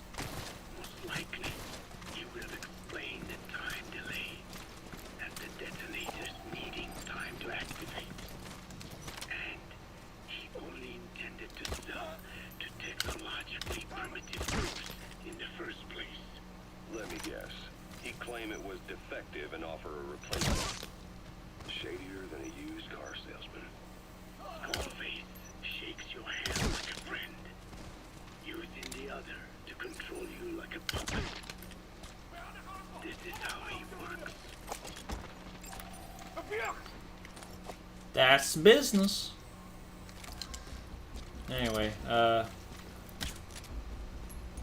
just trying to shoot you here. I'm just trying to... Are you... Now, what? Oh, why? Oh my god. I'm just not good at this. Go get him.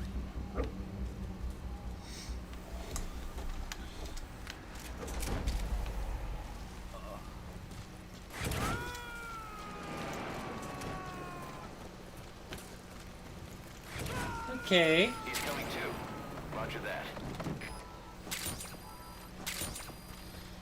I think I want common metal more. I'm only gonna take one of these because it's only worth bothering for one of them.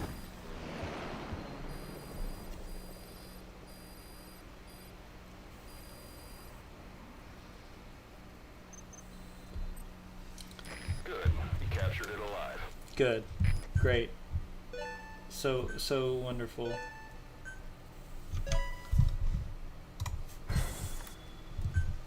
I dropped like 500 frames. I don't know if that matters. I'm done giving a shit about it, you know. I just don't know what the fuck to do.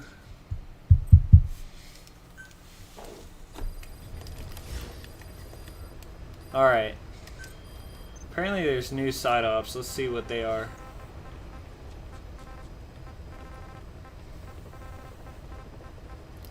Another wandering mother base soldier. So obviously I'm going to do that off screen. Let's see here.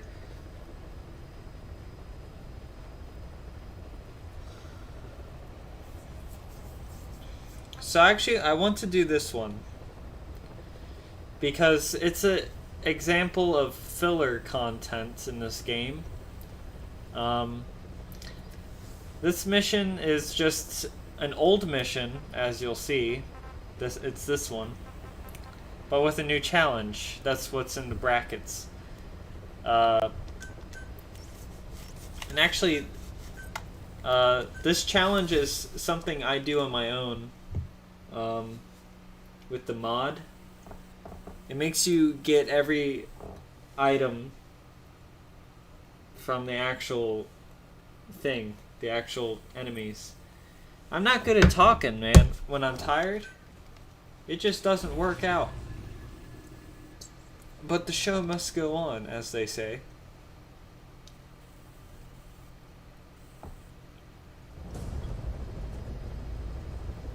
Boss, you need to disable the Soviets' reinforcement system by putting a hole in their base-to-base comms network. Head for the Eastern Communications Post and destroy its comms equipment. First, use the binoculars to locate the communications equipment at the facility. I don't mind doing this one because it's real quick.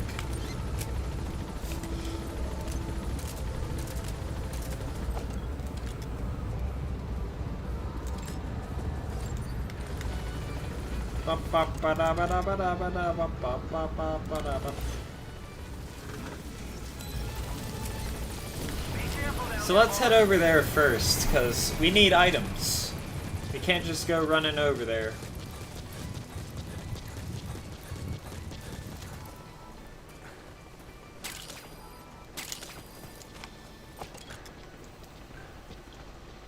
We also don't have D-Dog with us, which is something I don't have on in the mod. So I need to actually mark these guys myself and be very stealthy.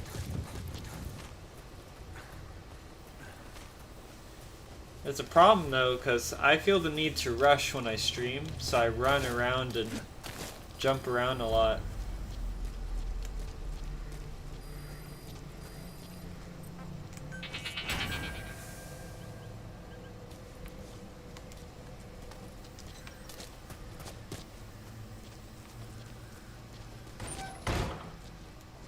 Hey, diamonds!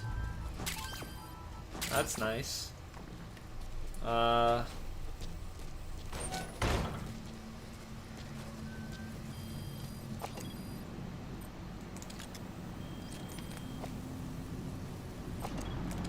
a sandstorm. Let me take advantage of this.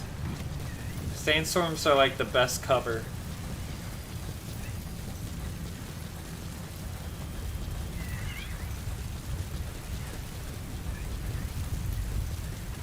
That's basically why you start out in Africa.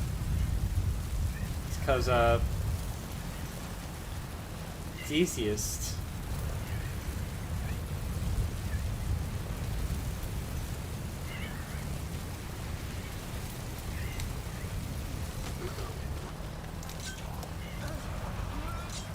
I don't care, I can't Fulton you.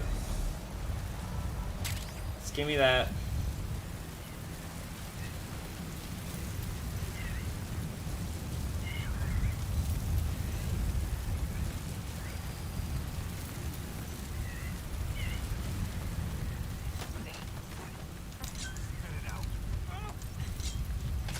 Specialist, whatever. Hey! He dropped a silencer.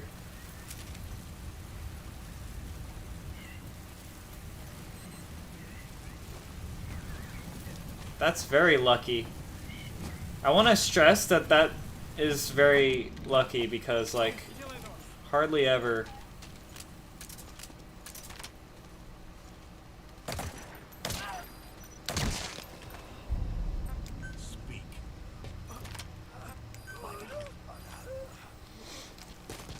Hardly ever do I get anything other than, like, bait bottles or grenade, I guess. So to get a weapon like that is pretty lucky. Wait a minute. What am I doing? I didn't collect what that guy I shot dropped, if anything.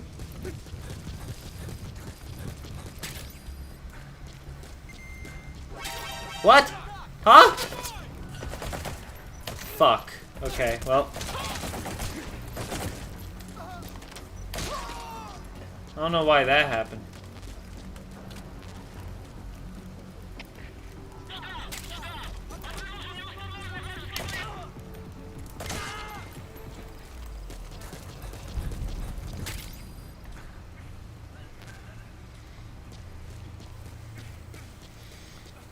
I didn't need to kill you. But you pushed me to do that! You make it rotten for the rest of us!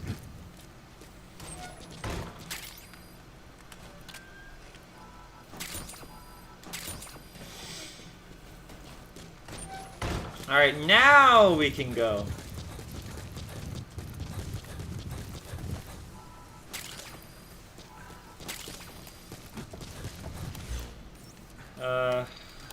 Okay.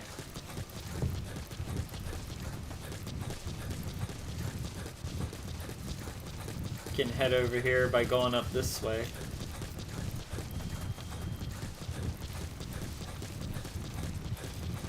I'm probably not getting an S rank for this one, but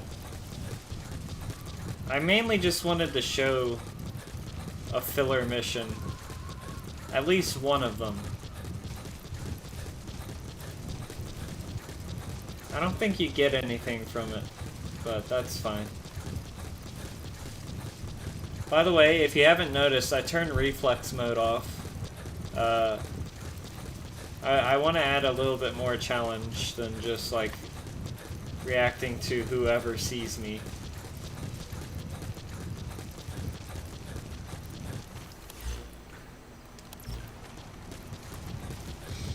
Alright, another town thing.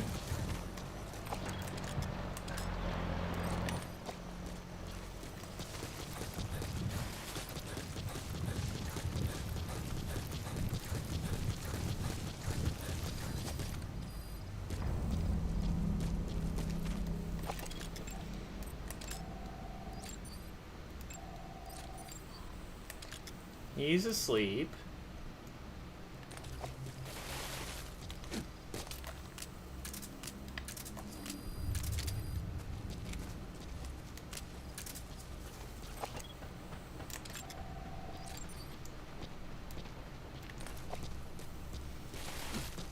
Should I take advantage of the sleeping one?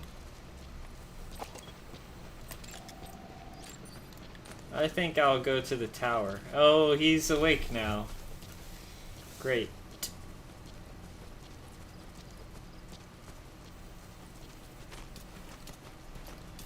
Alright, where are you going?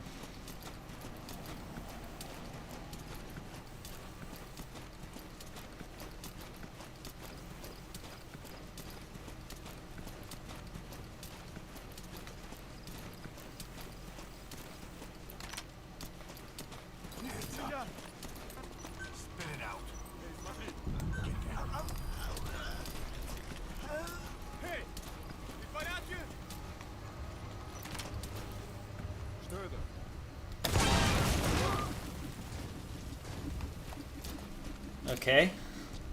That was a good way of doing that, I think. Bye. Hey, a petrol bomb.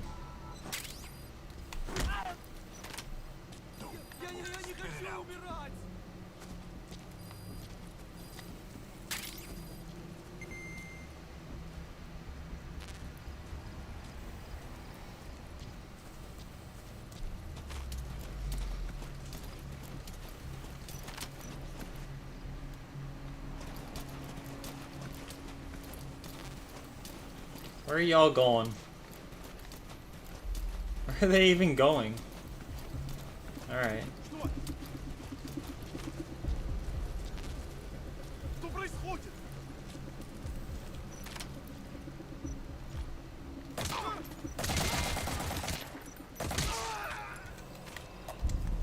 And that's how you skin a cat. Whatever. Look, see? Another bait bottle. As if I would ever need to use a bait bottle. But anyway. We got some petrol bombs, which is good. Those are actually very helpful. Petrol bombs I developed before off screen. I haven't used it yet. But for some reason, it's a way to stealthily throw something at an enemy and kill them. But I don't understand how, because it literally lights them on fire and they die screaming. But it's one of the most stealthy ways to kill someone, other than a suppressed gun to the head.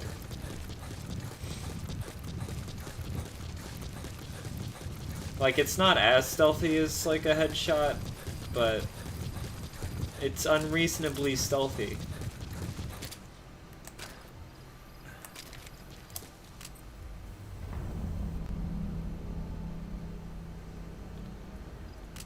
Seems as though this tranq gun... I don't know if it has a silencer on it or not. You made it. First, use the binoculars to locate the communications equipment at the facility.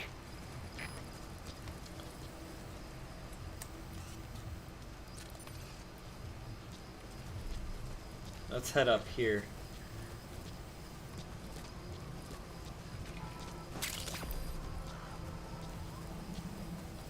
God knows I need to.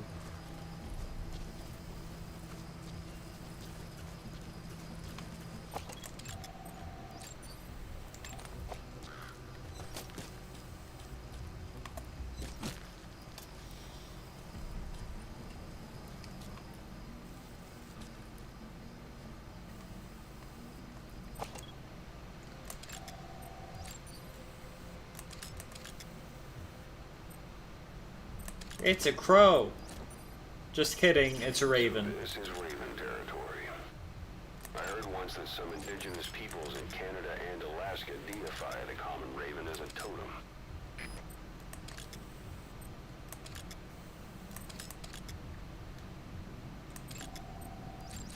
You heard right.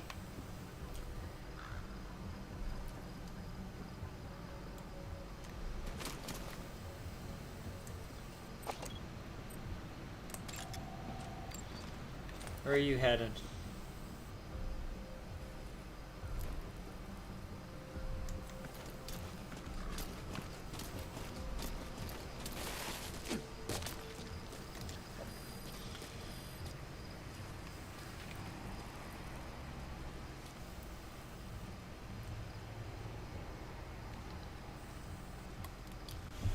I'm not sure how to go about this exactly.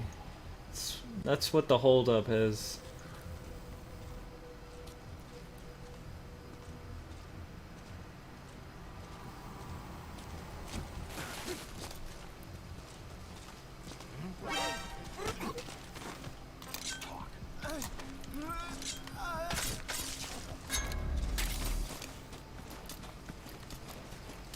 Whew.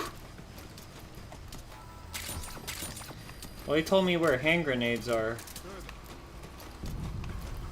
Oh my god, Snake. figure it out.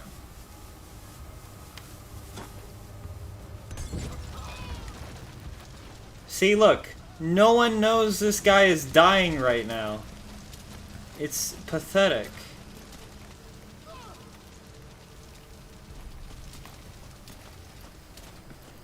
No one knew that guy died. Ridiculous. But anyway.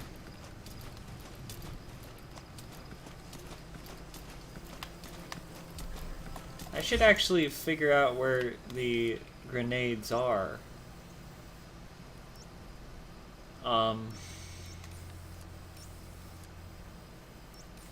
Hello? Where are the grenades? You promised me grenades, bitch. Alright. I'm just gonna have to guess, I guess.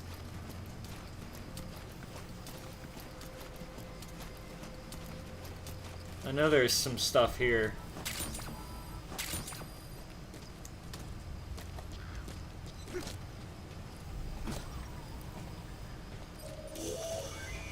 That antenna is one of the targets. That's another one of the targets. Do you see any more? I'm not gonna need to.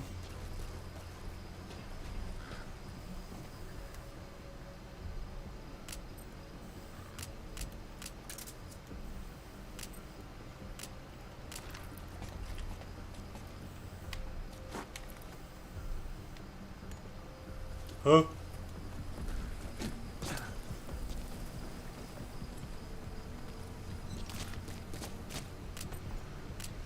Let's see if the petrol bomb works on this thing. Good work. You've completed your objective. Ooh. Get out of the hot zone.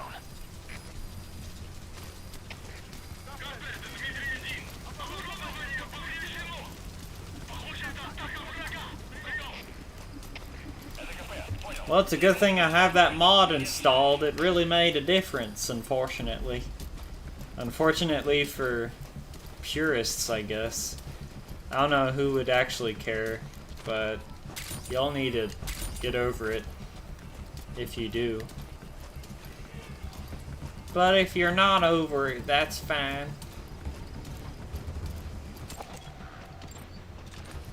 Ooh, you're an S rank. Hello, cutie.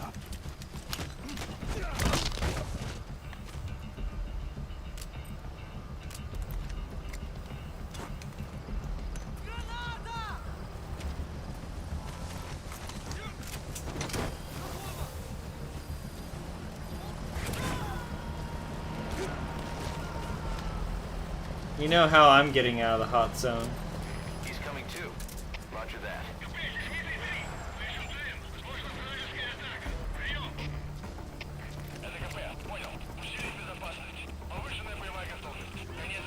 Boss, get down. The enemy sniper. Stay low and crawl along the ground. That should enable you to sneak past enemies. Shit.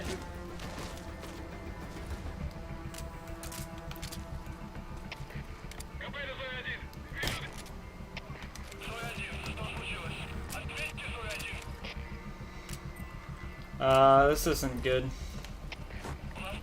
Everyone knows where I am now. Alright, bye. I'm outie.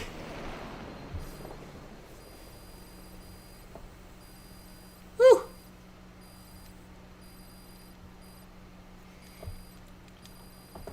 Well, that probably did not go well. Mission complete, boss. Wow. It did. How did I... I'm always amazed when I get an S rank, because it's just so surprising. Now, if you feel bad that I used a mod, basically, in fairness, I could have just shot the thing and ran out before anyone caught a glimpse. It's not like I did any better than that.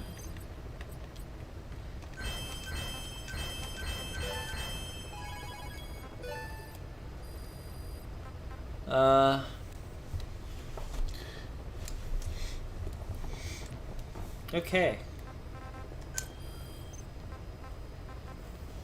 A Soviet soldier who had been collaborating with the CIA has gone missing. The agent that the CIA had working for them inside OKB-0 has gone missing. We've been given the job of finding and extracting him. The target learned of XOF's plans to use vocal cord parasites and had hidden himself with the CIA's Mujahideen allies. But following Skullface's death, the Soviets retook OKB-0 and all contact with the target was lost. He may have tried to go back to OKB-0, but even Langley isn't sure what's going on. After all, they've never even learned of Skullface's plan. That's probably what they want to get out of the man once he's extracted. But we can't allow Langley to learn of the existence of the vocal cord parasites.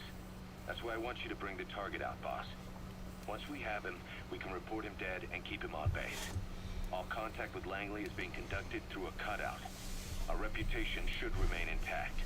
As for the reward, it's already in the hands of the cutout. All you have to do is get the job done. Just like always.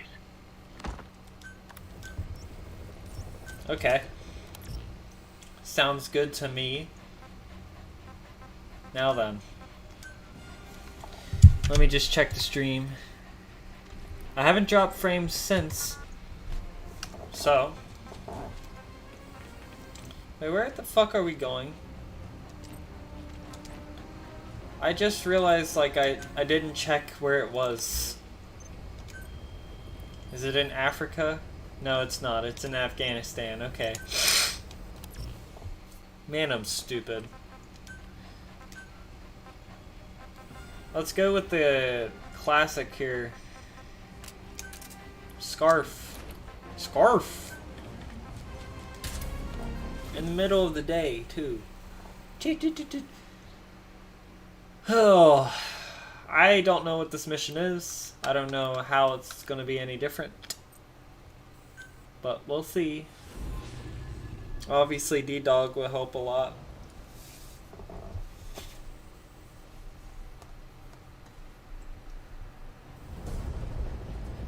Find and extract the missing CIA agent. The target was laying low with the friendly Mujahideen during the vocal cord parasites incident. The man headed back to OKB-0 after the Soviets recaptured it.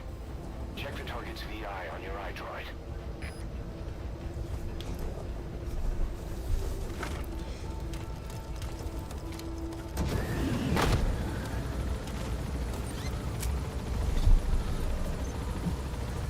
Alright then.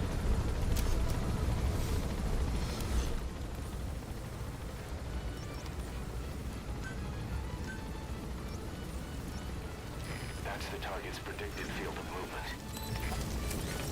Wow, so much information.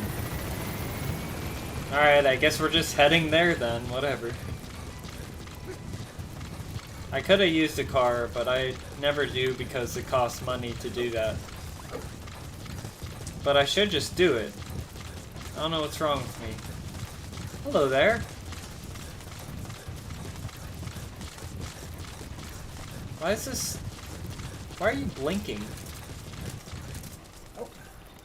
You confuse me.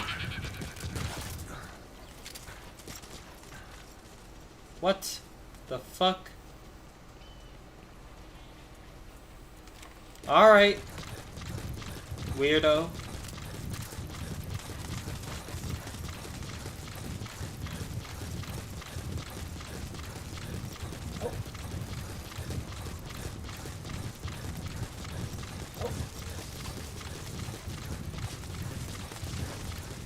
So then, I don't like, oh, I know what this is. Okay, I suddenly remembered. We're golden, y'all. This one's too easy.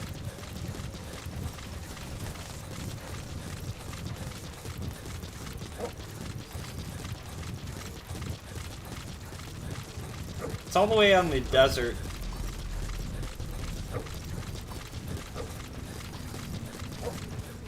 We have to get past these people, though.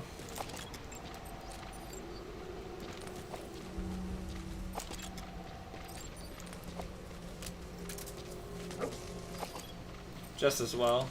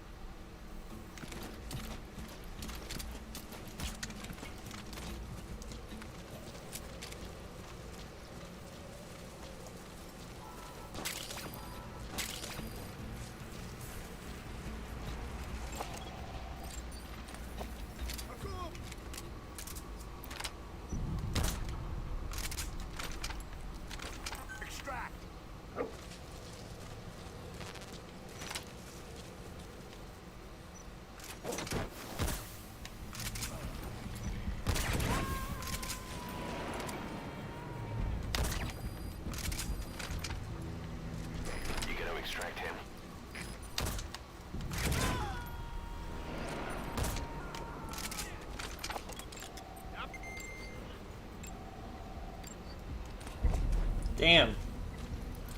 High leveled shit. Right now. He's coming too. Roger that. Extract these people. They're very valuable people. Do not avoid doing that. Okay. Cool. Extract. You gonna extract him? Yes, I am. Specialist. I don't care about your fucking specialist, okay?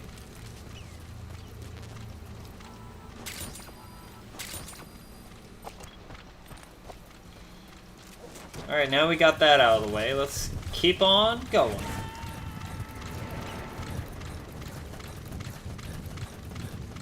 He's coming too. Roger that.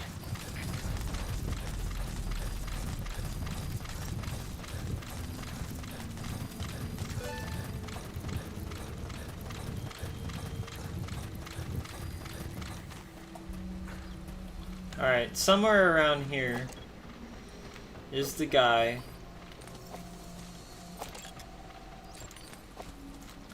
Is that him? Huh? Take a good look at their faces so we can ID the target. Are you fucking kidding me? Are you kidding me? Are you kidding me?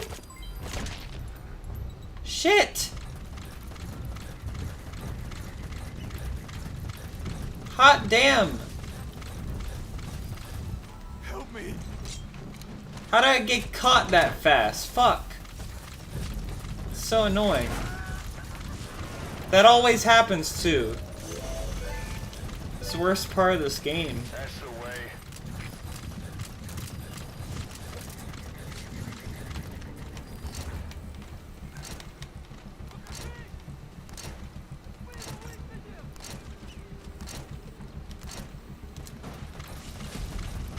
Alright.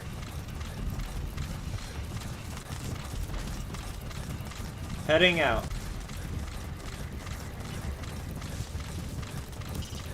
Get yourself out of the hot zone. By chopper or by land. It's your choice. I know, bitch. Baby, I know it.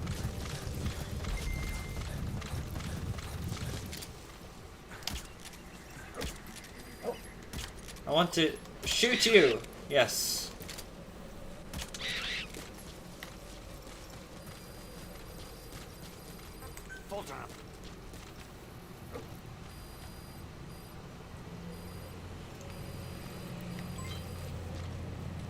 Come on, D-Dog, don't be stupid.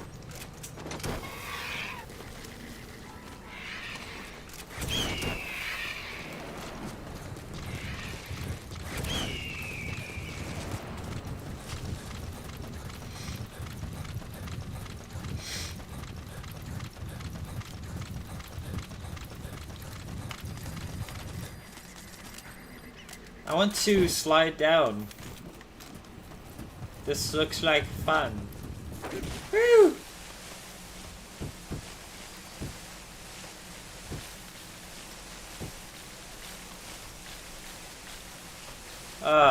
Enjoyable.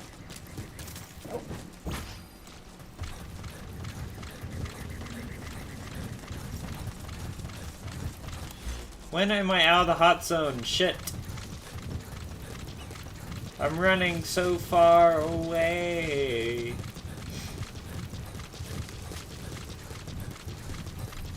That's it. Finally. You made it out of the hot zone. No sign of the enemy. Mission complete, boss. Thank you.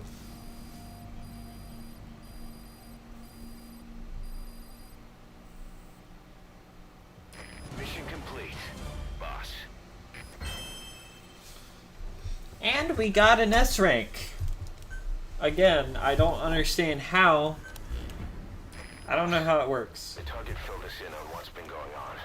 He betrayed the Soviets, passing information to Langley, but got scared after learning XOF used the vocal cord parasites.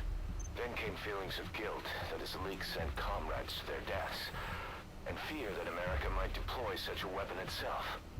But in reality, XOF and Langley don't have a collaborative relationship, and Skullface was not working for America. Still, I can't blame the man for being afraid. After laying low with the Mujahideen, He tried to cut his ties with the U.S. and return to the Soviet military. But along the way, someone came after him, and he was forced back into hiding. Could have been remnants of XOF looking to silence him. And you know the rest. He doesn't seem to know much about the parasites, but nevertheless, it'd be too dangerous to hand him over to Langley or the Soviets. We'll keep him here as originally planned. Okay. Oh my gosh! So many tapes. Good. You captured it alive. Good. I'm glad. Ooh, a tortoise! It's a pretty rare animal you caught. It's a cat. I got a cat. I think I might have got that cat before, but I don't know.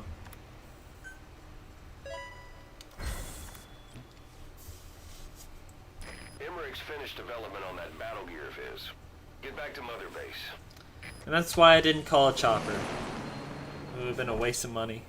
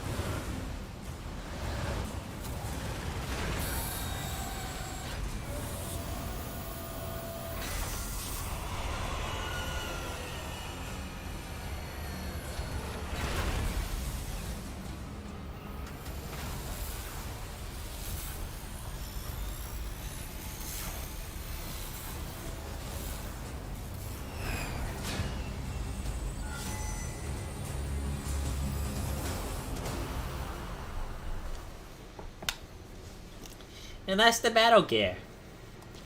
The battle gear is an armored weapon developed to take on hostile bipedal weapon systems.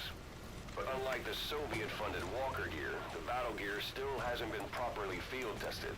I'd like to assign a combat unit to take it on dispatch missions, so that we can evaluate its capabilities and reliability.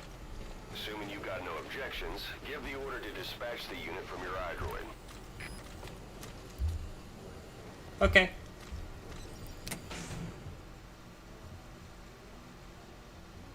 There are people outside.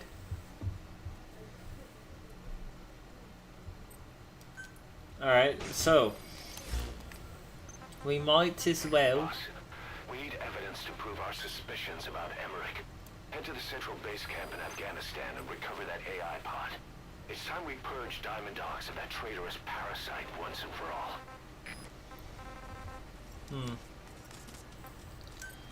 Okay.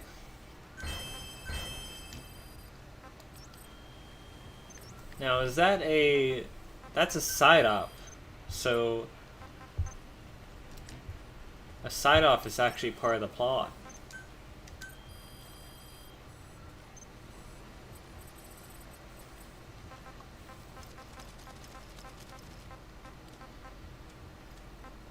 Let me go ahead and do that. Because the Handed Jehudi isn't really that worth it.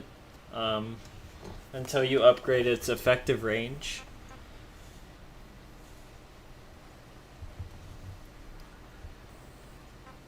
Man, that's a lot of GMP for that thing. That's okay. Alright, but what other side ops are there? Do we unlock any other interesting ones? No. The answer is no.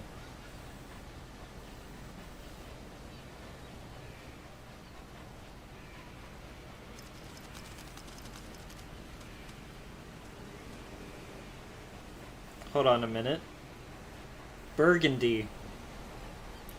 I didn't know how to spell burgundy, so I had to put it in. I also want to see something else. Today is the 3rd. Okay.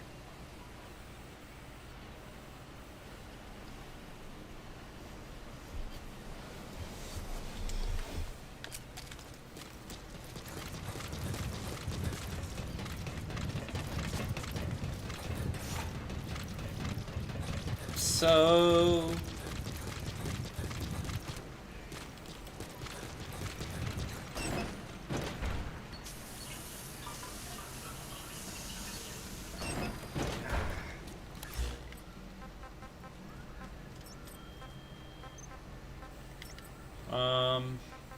I guess we'll do a mission then.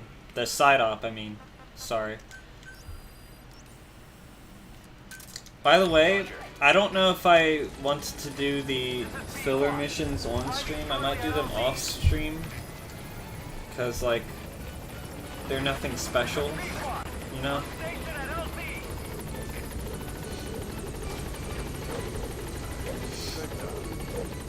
Good dog.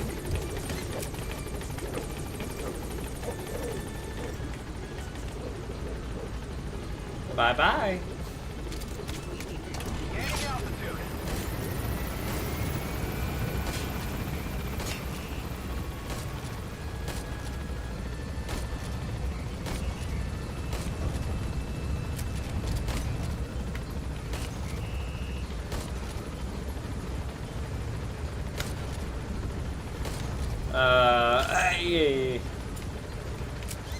I never, ever hit them. Except sometimes I do. By the way, I upgraded my, trank pistol to break through glass. So... Boss, we need evidence to prove our suspicions about Emmerich. Dude, I already heard Get to the this. Central base camp in Afghanistan and recover that AI pod. It's time we purge Diamond Dogs of that traitorous parasite once and for all.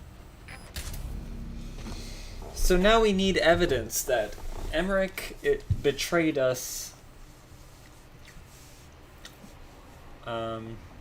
Or anything else that might convict him of anything that would warrant kicking him out or killing him or something.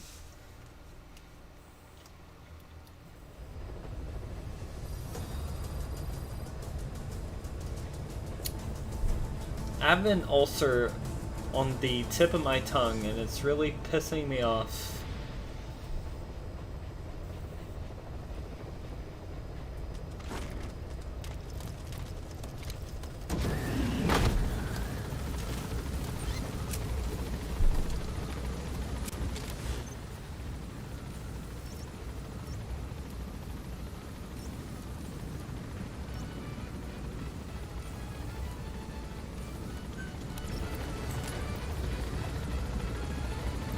I bet you're not tired of this song. I keep meaning to put more music in, but it's just an upheaval.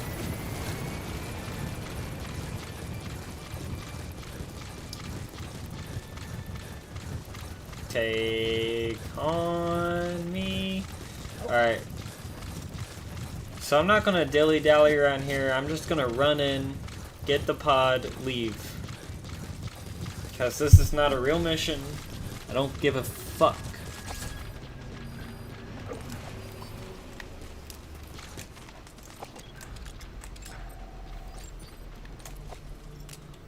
Let me just trank you. Alright, well, miss immediately.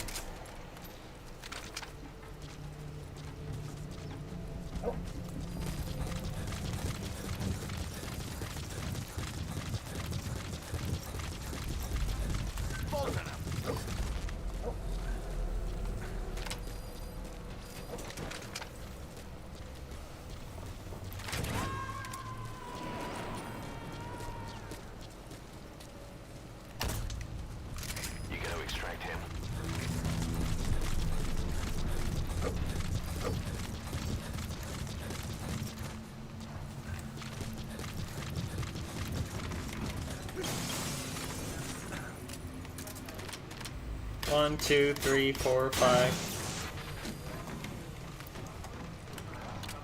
How many shots does it take to break a machine? 5 shots.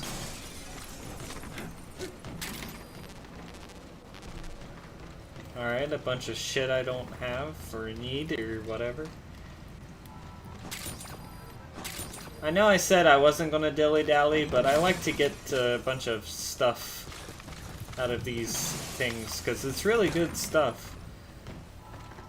Like minor metal, sometimes diamonds.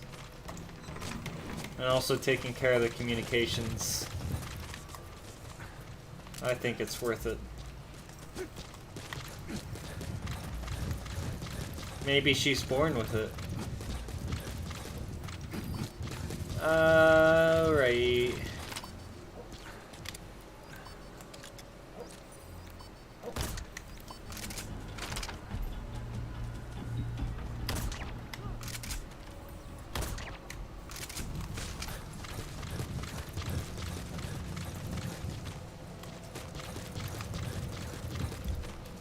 Extract.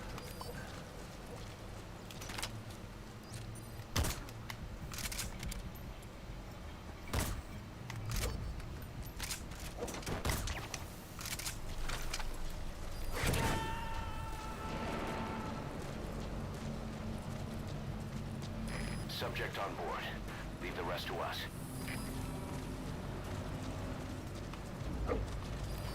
Fulton.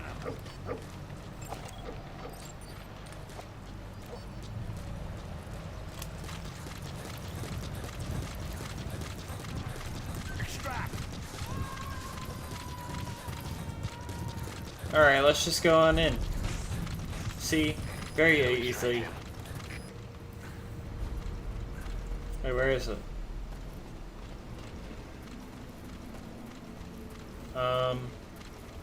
Is it not here? I could have sworn it was.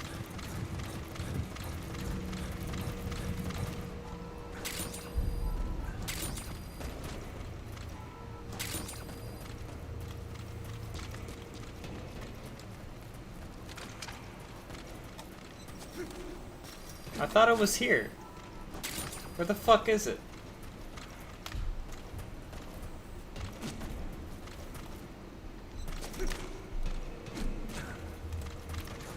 Well, man, people don't know how to not slam doors. Okay, because that was the same building Emmerich was in, so tell me. Where are your friends? Spit it out. Highly skilled soldier, bitch. I'm not looking for a highly skilled fucking soldier. Damn. Where's the AI pod?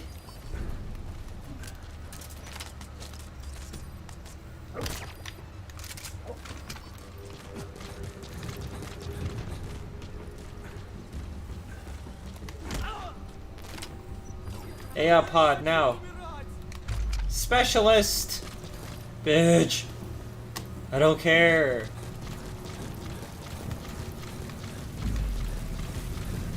Alright, well.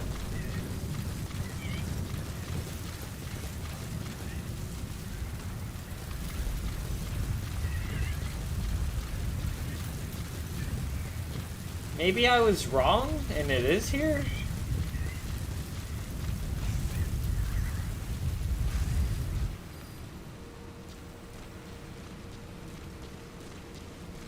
No. It's not here. What the fuck?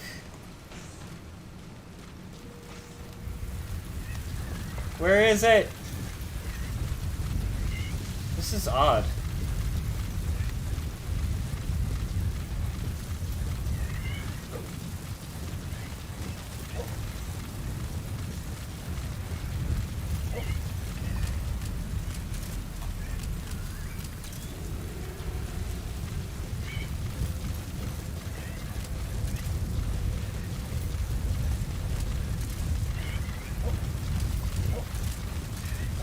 Let's knock this bitch out. Bitch ass.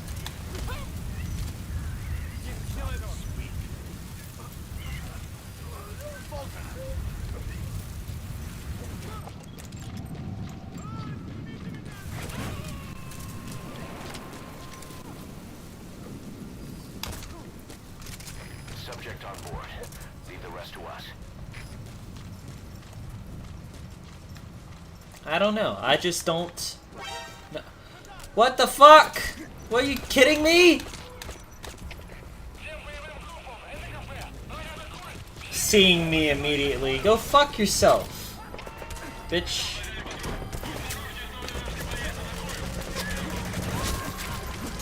Okay, well. Hey! I destroyed your comms equipment. What the fuck? What's up with that?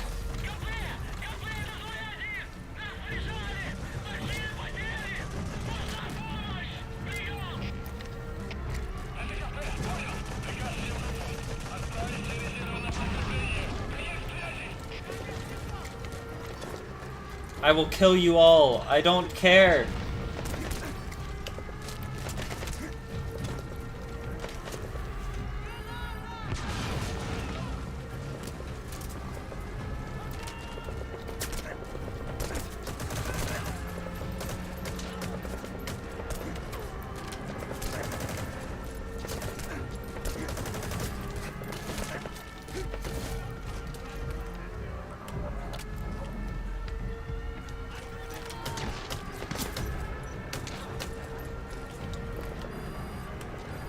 Damn! Leave me alone!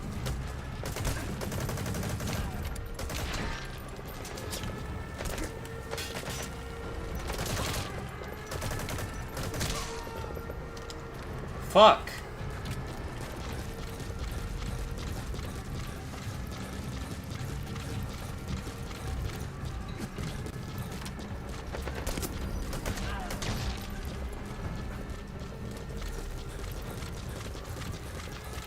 Well, now I can't enter, so I'm gonna try something out.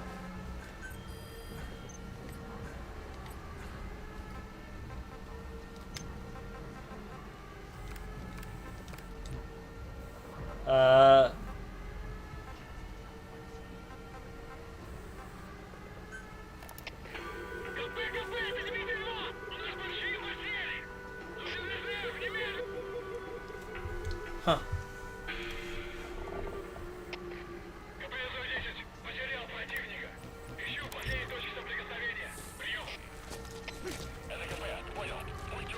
Well, so here's what I was trying, right? There's a tape called Afghanistan Soldier or whatever. And what it does is, if you play it through the speaker, they will think you're dead, and so will give up the chase on you.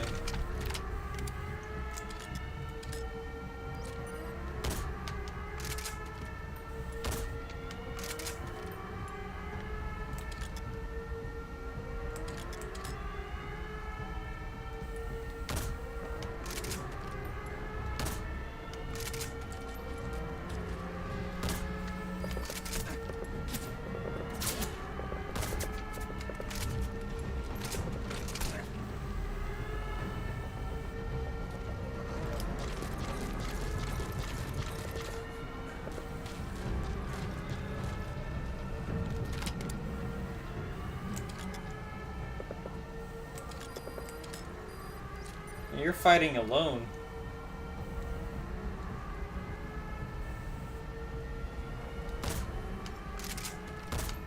Thank you for standing up when I shoot at you. That's really helpful.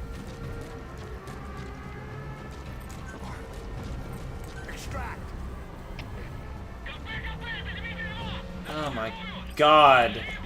Where the fuck are these enemies supposedly at?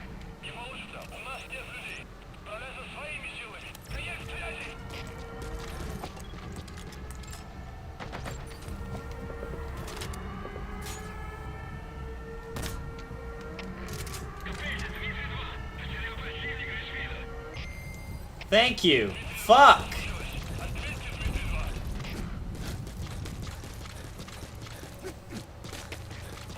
Here's the AI pod. Jesus.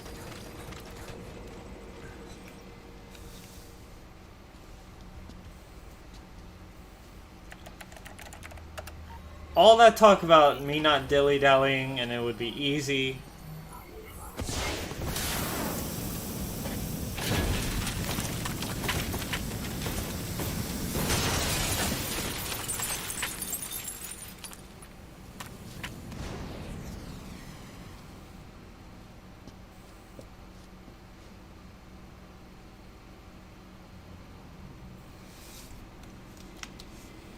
AI pod launch confirmed. We'll pick it up. I wonder what kind of secrets are buried in it. I'll let you know if we learn something. Got a report from the intel team. Remember how the man on fire was crushed by Sahelanthropus? Well, the Soviets recovered his body. Could he really be dead? Boss, head for Yaha Ohu's supply outpost and secure the man on fire's body. Okay. Face was right, and a thirst for revenge can turn a man into a demon and keep the dead alive. And this man on fire who's been coming after us ever since you woke up, well, that just might be what's left of our old friend Volgan. Well, shit, let's go there. Let's take care of that. As if we don't got enough cassette tapes to listen to. Let's get another.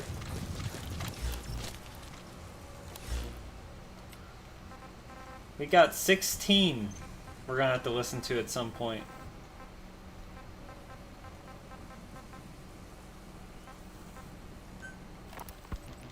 I have spoken enough. Your men can take it from here. Will you permit me to rest? Have something to eat? I thought you don't eat.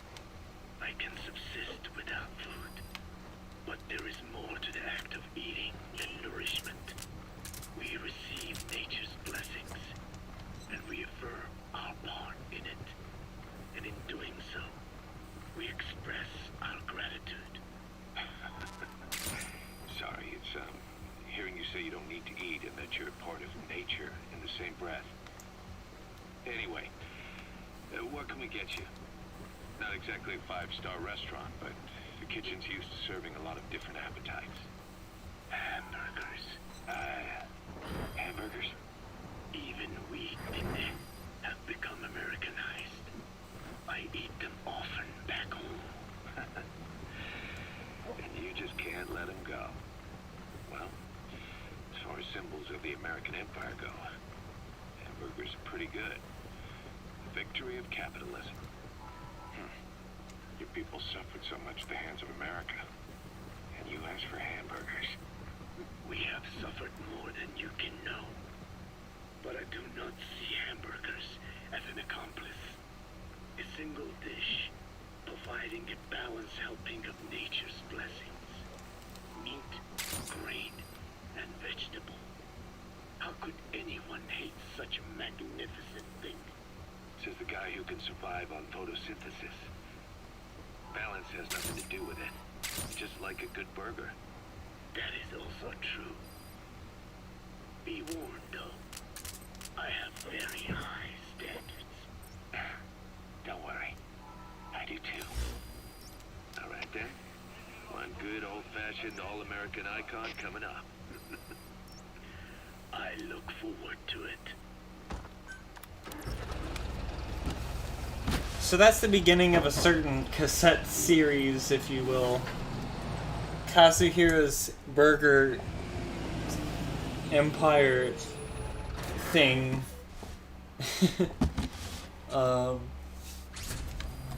Kaz needs to make the perfect hamburger.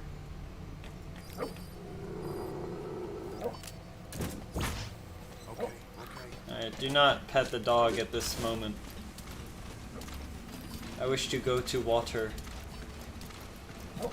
Give me the water, please. Time to go. I need to take bath. I need bathe. Blood, get off.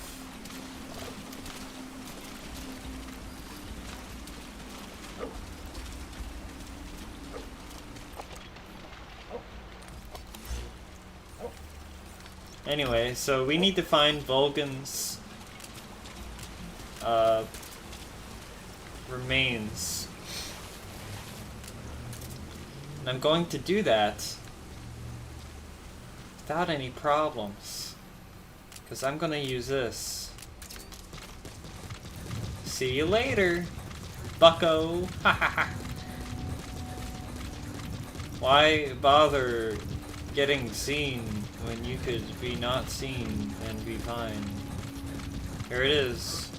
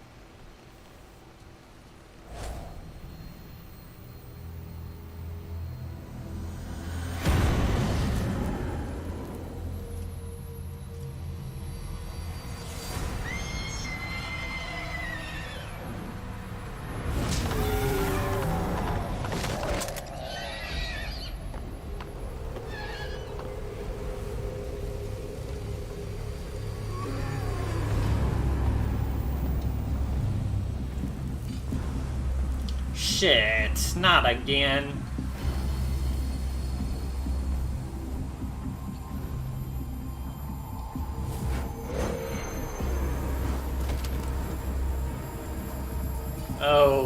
Oh no. It hurts. It burns.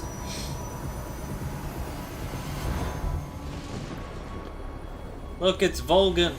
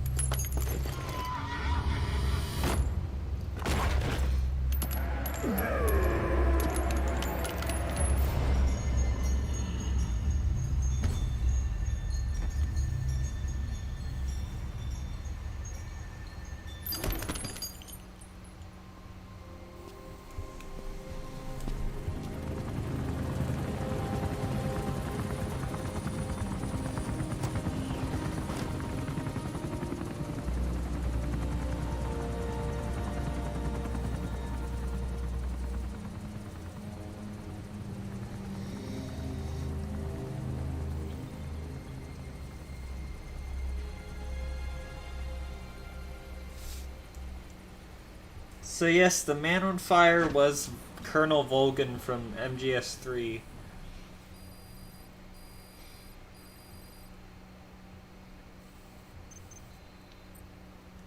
Good. You captured it alive.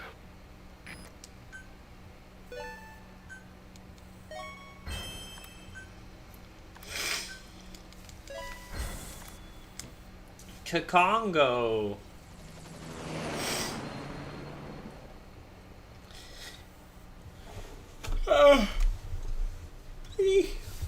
Whew.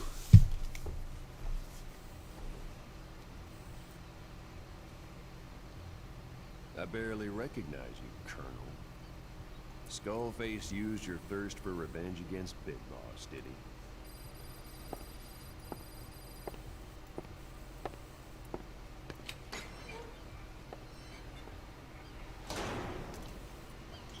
Boss, I've updated the mission list. We've received some new job offers. The details are on your iDroid. Look at all the fucking cassette tapes we got. Hey, we got something new for D-Horse. I can make D-Horse a unicorn. And that's it. That's all. So we're actually on the quarantine platform, which I guess is a good place for the Colonel, because it could be dangerous. Not really, but like, sort of. So let's look around the quarantine platform. We haven't actually spent time on it.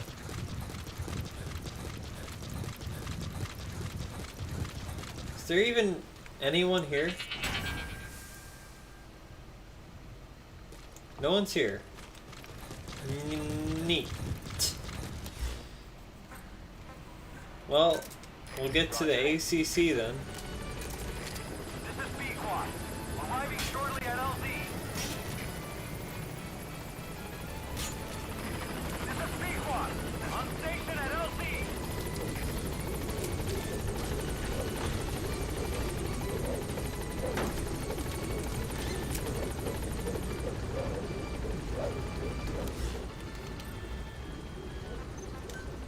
Gaining altitude.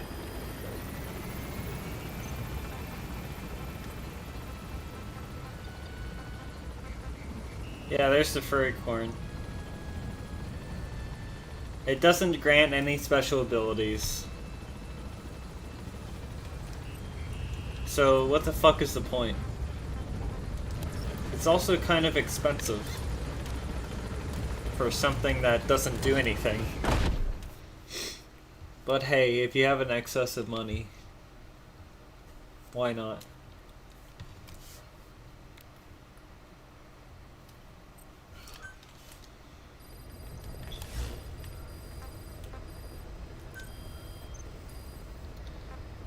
Cursed Legacy. Recover the 2 containers loaded with Code Talker's research. The containers are hidden in the jungle. The XOF choppers are en route to collect them.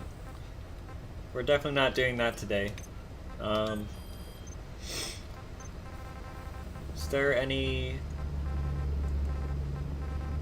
new thing here that's interesting?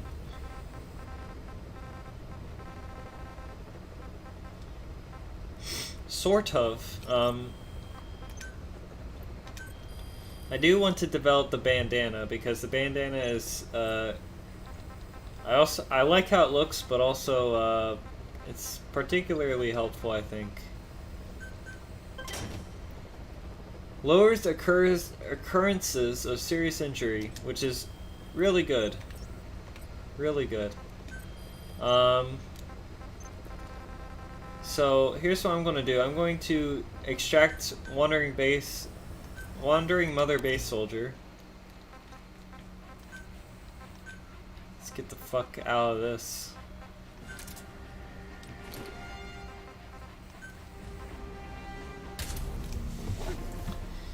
And I want to show you something as I do this.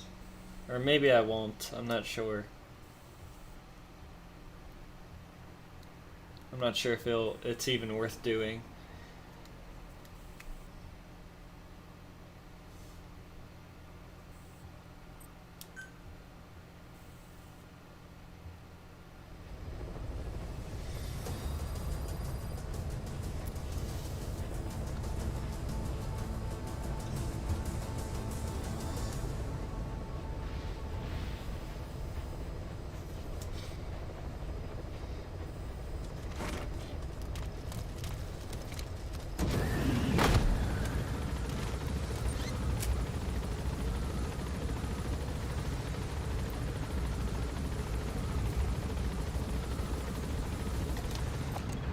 Is he like right there?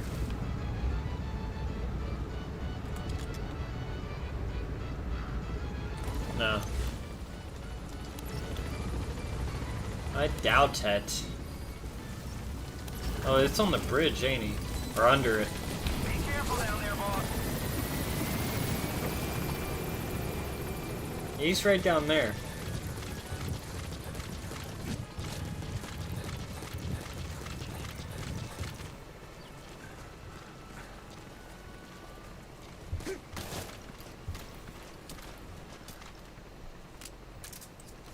So let's attract the soldier. This. Wait, did I just select the humming? I'm stupid.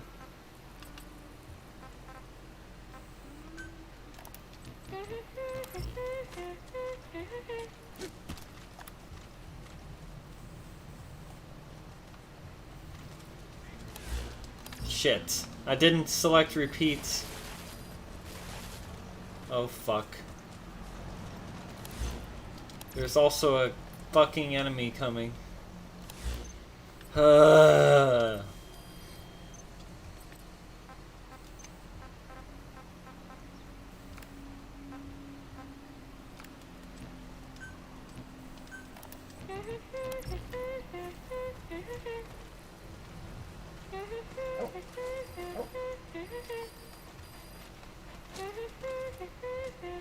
Where are you?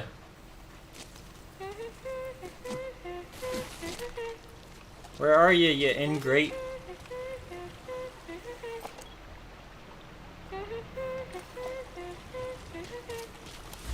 Where the fuck is this soldier at?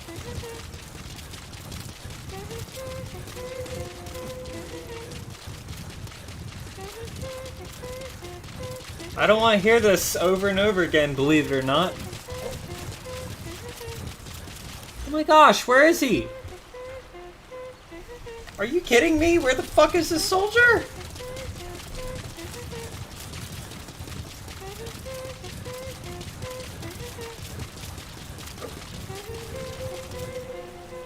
There.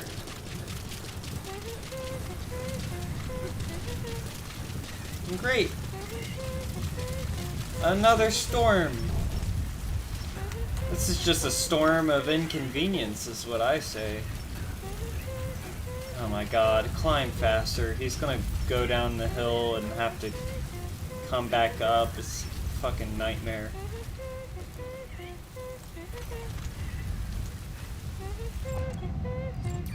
That's the target. I remember him. He was off base during the attack. There we go. I attracted him with pauses humming.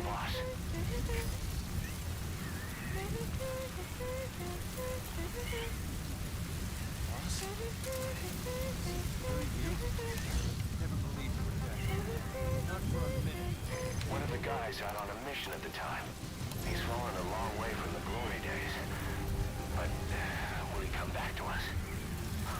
Bring him home, boss. Well, I'm not gonna risk it in the storm.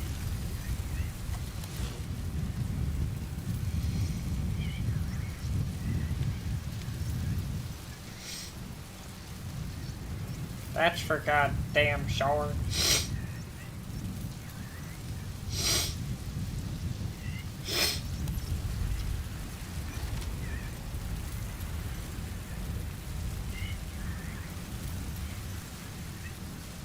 Why do you look blind? You look like you have Kaz's eyes. You also look like you're orgasming a little bit.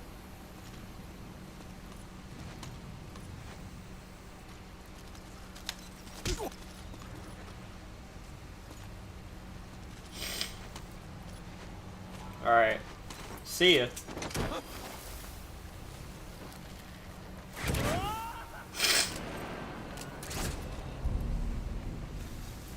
Apparently that triggered a cutscene.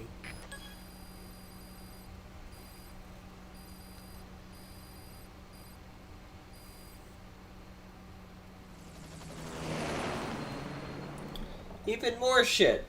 Hooray! Well, I'm glad I didn't do this off screen, that's for sure.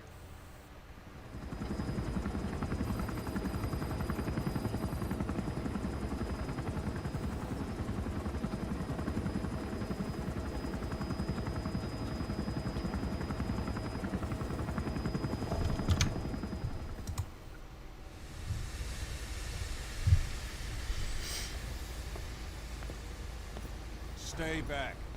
It's too dangerous. Hey. Back up, kid. I said no. You have to stay back.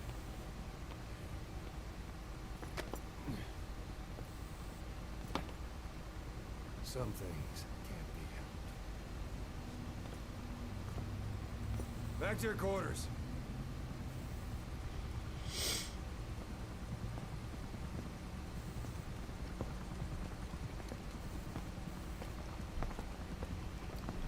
What's going on?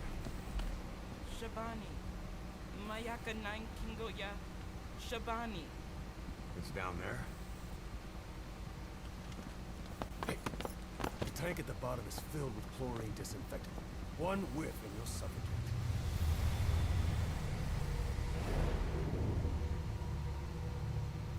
Don't even.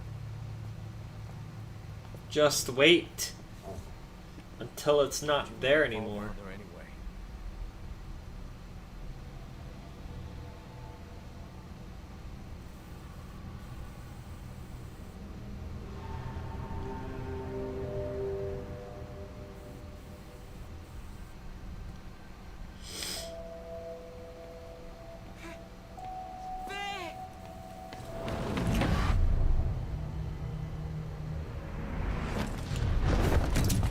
Hit the alarm!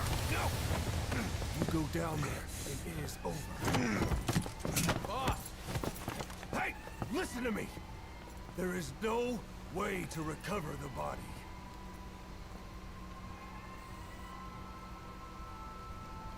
I guess they just always have that gas down there.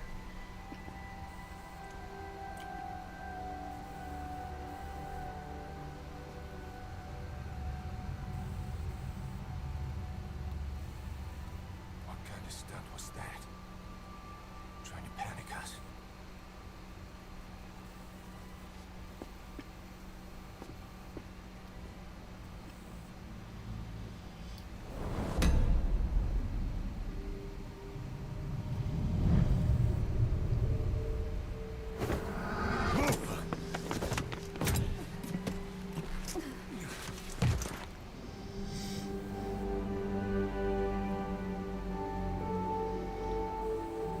We also have machines that can go down there and get it.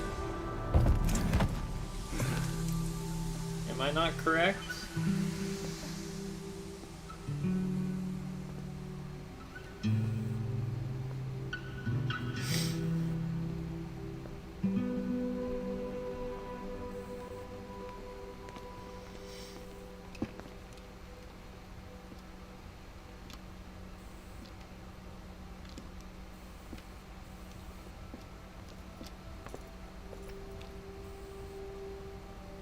Look.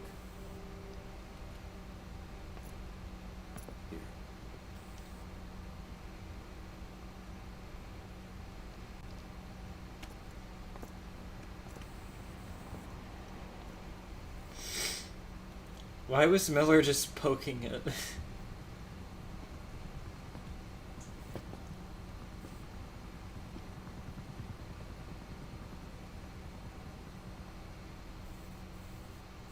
Freak. Boss, about that AI pod you retrieved from Emmerich's research facility. Guess what we found inside? A corpse. Human. The pod maintained a low internal temperature the whole time, and very little outside air got in. That would have slowed down decomposition. Still, the remains were mostly skeletal. Estimated time of death is between 6 months and a year ago. We put the screws to Huey about it. Listen to the tape. Turns out it was the body of someone we knew very well. Wow. And we will listen to said tapes because I'm done. I'm fucking done. Okay. So I'm gonna go out like usual to the middle of nowhere and set some tapes for us to listen to, and that'll be the end of the stream.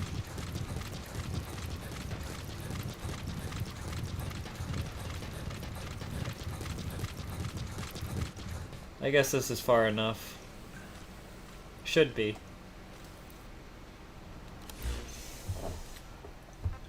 Alright, time for tapes.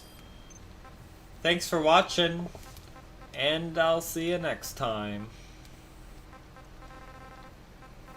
We'll start at the very top here.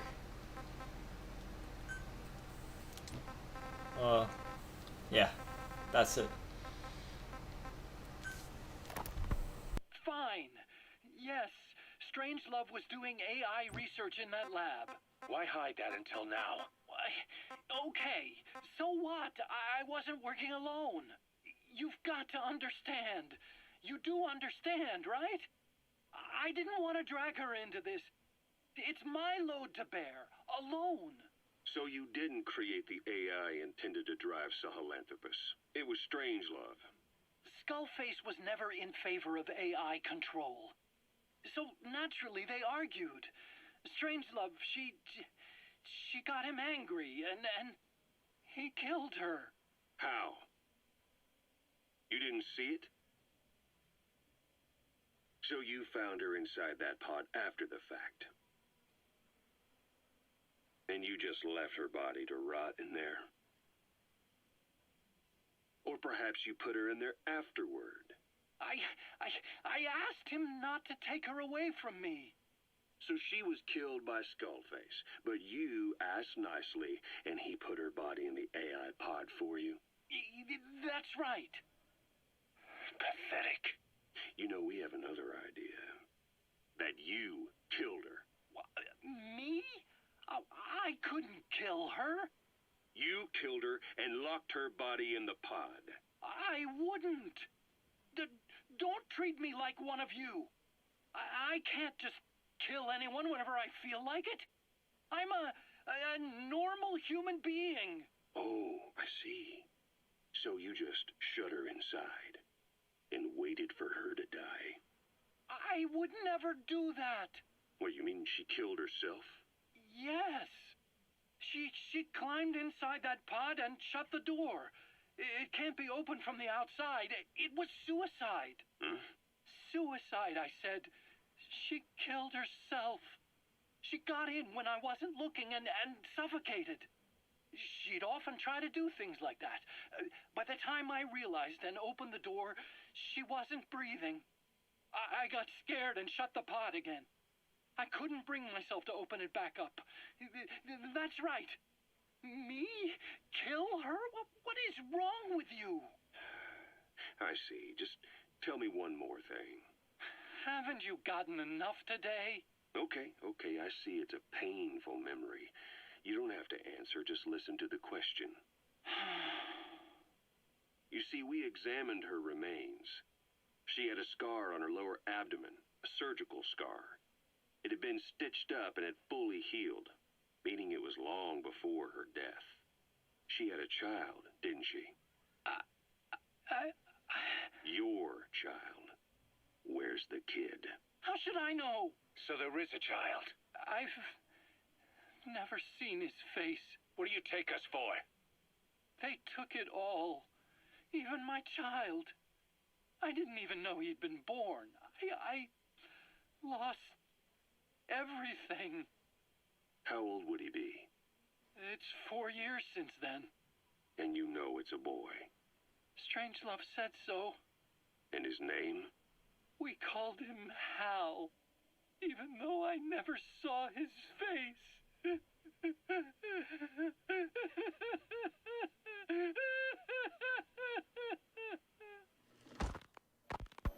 Fine.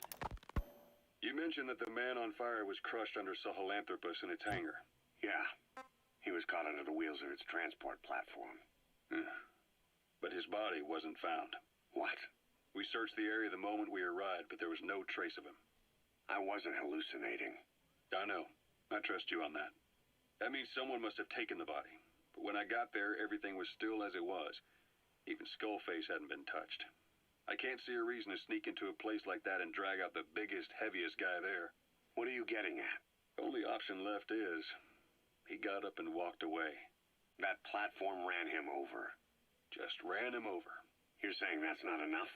I don't want to believe it, but maybe not. He shrugs off bullets, even rocket strikes. There's no reason to think that would finish him. It seems ridiculous, but I'll start gathering eyewitness accounts just in case. If you dig up anything concrete, I want to know. You'll be the first, if I dig anything up. But I hope to hell I don't. No kidding.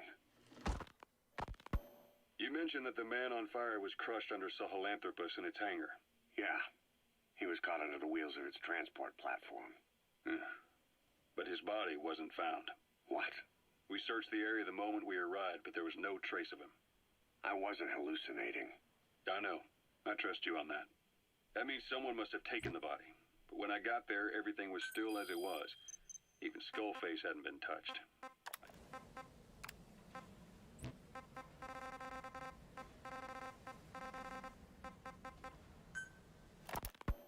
Volgan, the GRU colonel, was burned alive with a Shagohod during Operation Snake Eater 20 years ago. Despite suffering severe burns to his entire body, he still clung to life. After you left Seleniarsk, Volgan's body was taken to a research institute in the outskirts of Moscow, but modern medicine couldn't explain why he was still alive. Not that the colonel was any ordinary man to begin with. That constant electric current he had running through his body that he could unleash at will, to be honest, I was always uncomfortable around him. Thought I might get electrocuted just by standing nearby. The institute studying him was tasked with investigating and developing human paranormal abilities. The comatose Volgan was used to further the Soviet Union's research into such abilities. But not long ago, the facility burned to the ground, and Volgan's body was never found among the rubble, even though the fire started in the room where they were keeping him. This occurred at around the same time you woke up. If Skullface was right, and a thirst for revenge can turn a man into a demon and keep the dead alive, then this man on fire who's been coming after us ever since you woke up, well, that just might be what's left of our old friend Volgan. It's not over yet. Back in '64, in Seleniarsk, you brought his plans for a utopia down in flames. That grudge is what's keeping him alive. The day the research facility holding Volgan burned down, a Soviet jumbo passenger jet happened to crash nearby, far away to the north of that hospital in Cyprus. On board the plane was a young boy who was being studied at the same facility. The plane fell to earth from over 8,000 feet, but the boy's body was the only one not recovered. At almost exactly the same time as the crash, Volgan awoke in that facility.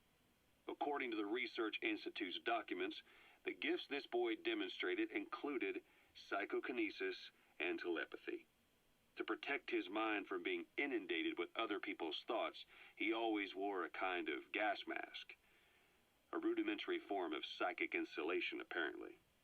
We don't know where this boy is, but if Skullface is connected to him, we may cross paths with him yet.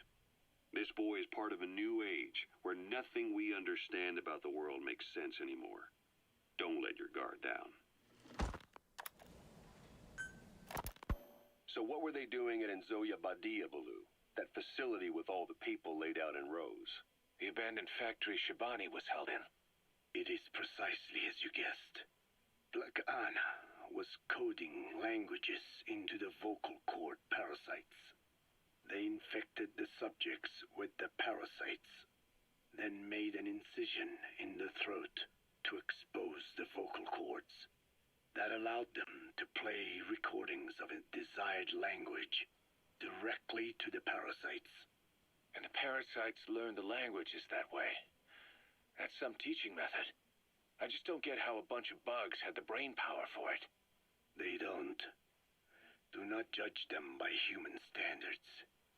They do not learn as a function of intellect. Then how do they do it? What language the parasites react to is coded into their genes. You could expose the Japanese strain to English for years, and it would never learn the language and react to it. The pronunciation, rhythm, and structure are different. But what about, say, Spanish and Portuguese? Linguistically, the two are very close. Yeah, they're both Ibero-Romance languages. Even so, a Spanish language mating pair exposed to Portuguese will not copulate. Only when they hear Spanish. Only then. And the majority of their offspring will be the same. So it's a literal case of a mother tongue. But if that's so, I don't see how the different strains could be created in the first place. Well, among the many thousands of offspring, there may be just a few that react to Portuguese. You're talking about mutations. Correct.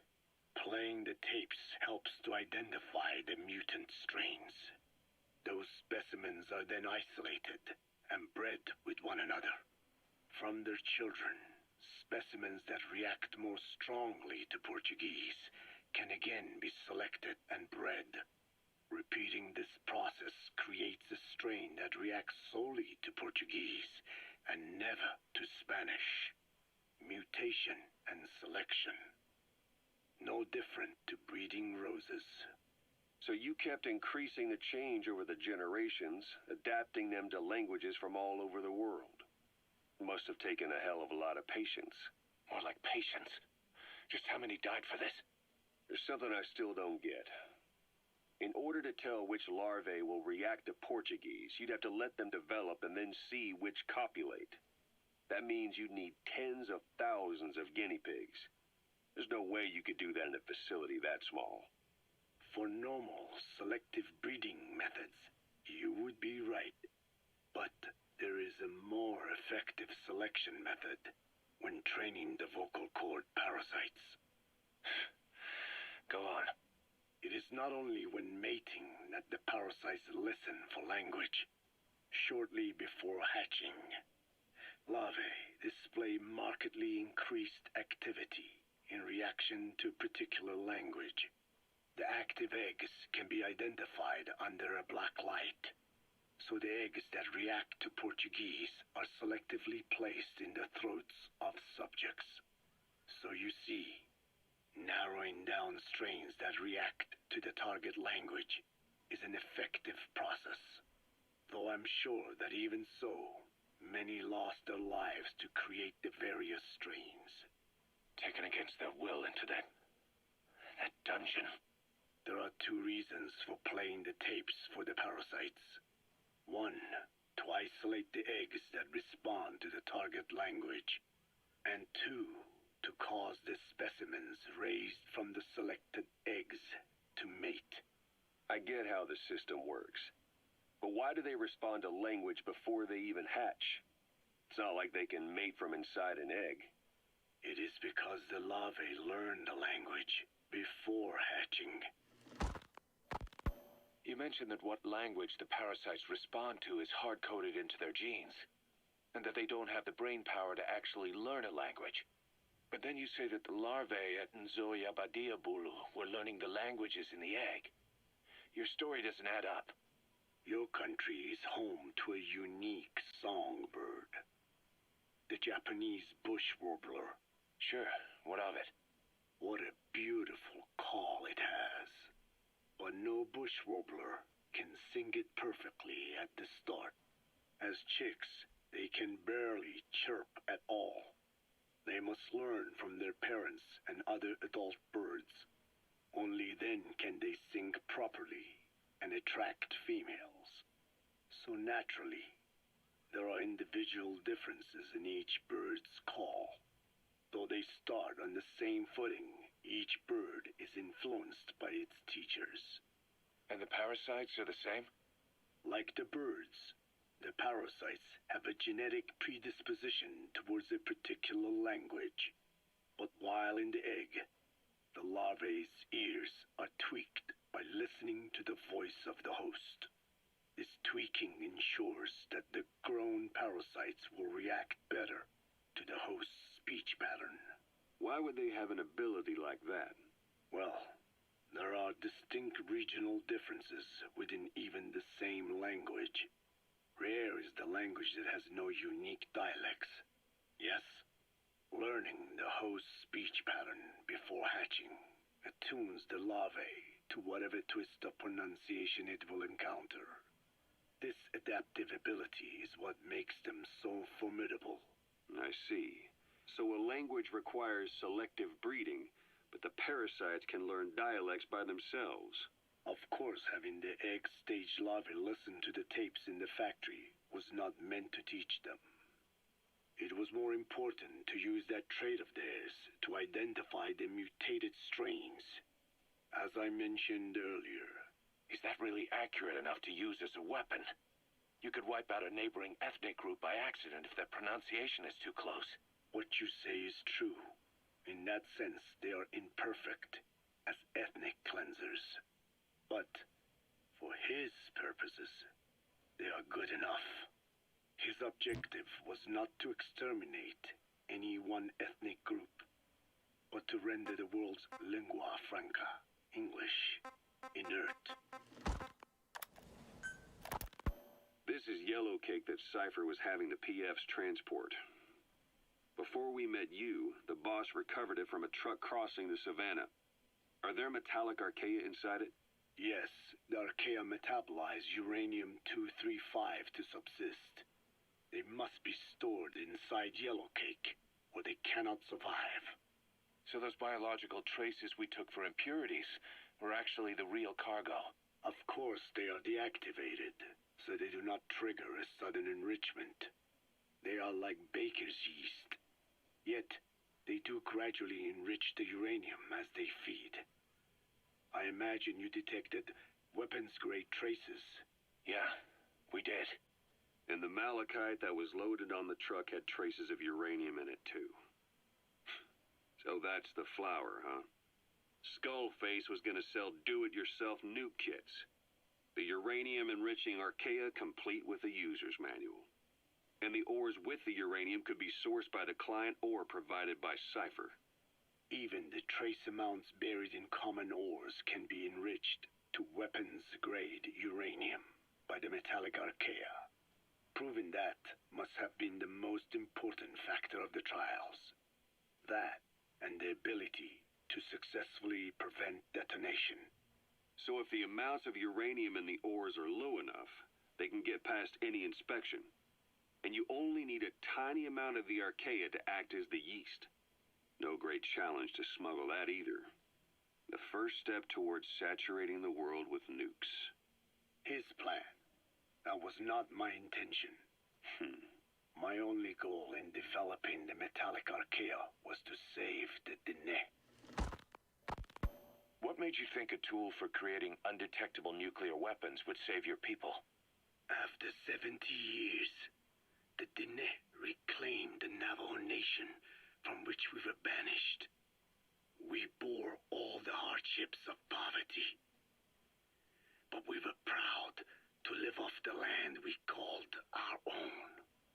But in the moment the atomic bomb was dropped on Hiroshima, everything changed. I don't get it. The nuclear arms race between the US and the Soviet Union began with the end of the Second World War. Suddenly, there was a massive demand for uranium. And it was our ill fortune that the ground beneath the Navajo Nation was rich with uranium ore. The Black Ana government set up mine after mine, and many of the Dene worked them, never informed of any danger. Every day, they went to work with no protection. The slag was simply piled out in the open. When rain fell, uranium traces left behind would seep out, and when the ground dried, it was blown about as dust. Land and water were contaminated, irradiated. Many of us became sick and died. That pain lives on to this day. I had no idea. Wanting more than anything to revive the land my forebears left to me, I was delighted upon discovering microbes that eat uranium. If they could be domesticated, I believed we could rid our land of uranium. Were you successful? No. The research called for funding on a colossal scale. But nobody was willing to invest with no prospect of a return. And that's when Skullface showed up. Correct. I can save you and your people. We share the same will. That is what he said to me. And I believed him.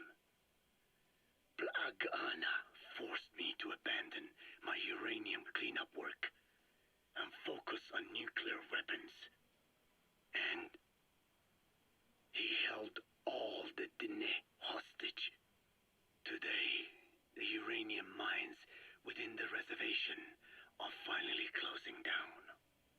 It is simply less expensive now to source uranium overseas. New victims, different places. But uranium is a tactical resource. To rely on a foreign country for it is a difficult decision to make. And he was in the perfect place to influence that decision. He could have condemned your people to the mines forever. The contamination comes not only from uranium. The fallout from the Nevada nuclear tests also settled on our lands. As if our fortune were not already bad enough, we are also downwinders. To save the Dine, I must complete my original research.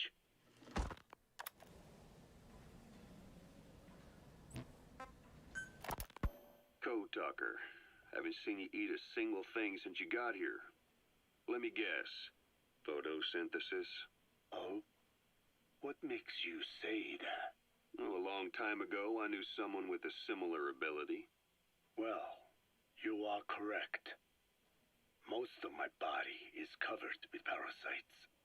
I supply them with water, and in return, I receive sugars they produce when exposed to light. It isn't just my skin either. The parasites also act as my eyes.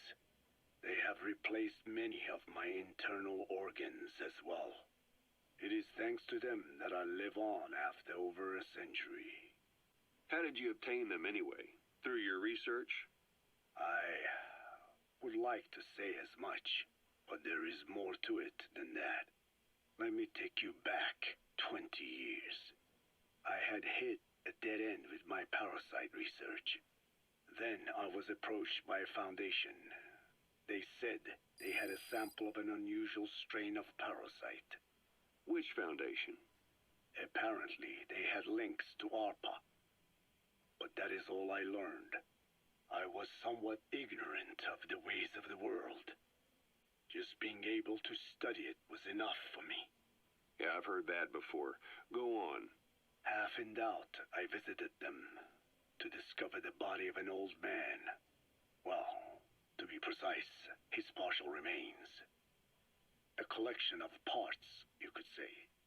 The man had died in an explosion. An old man, you say?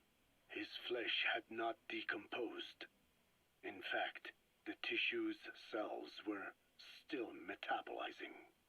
The parasite had infected, or should I say assimilated with, the tissues, and was keeping them alive. I became obsessed with studying the body parts, foregoing food and even sleep. Every day was filled with new discoveries. The parasite's biology, internal anatomy, life cycle. But there was only so much I could learn through observation. And so I made a decision. To truly know the parasites, I had to live with them. So, you implanted them inside you from the dead man's flesh? Correct. It was quite a gamble, whether or not they would adapt to me. But fortunately, it appears I was compatible with them. Or perhaps, through my many years of research, my immune system learned to tolerate them. Were they that body's only parasite? Yes.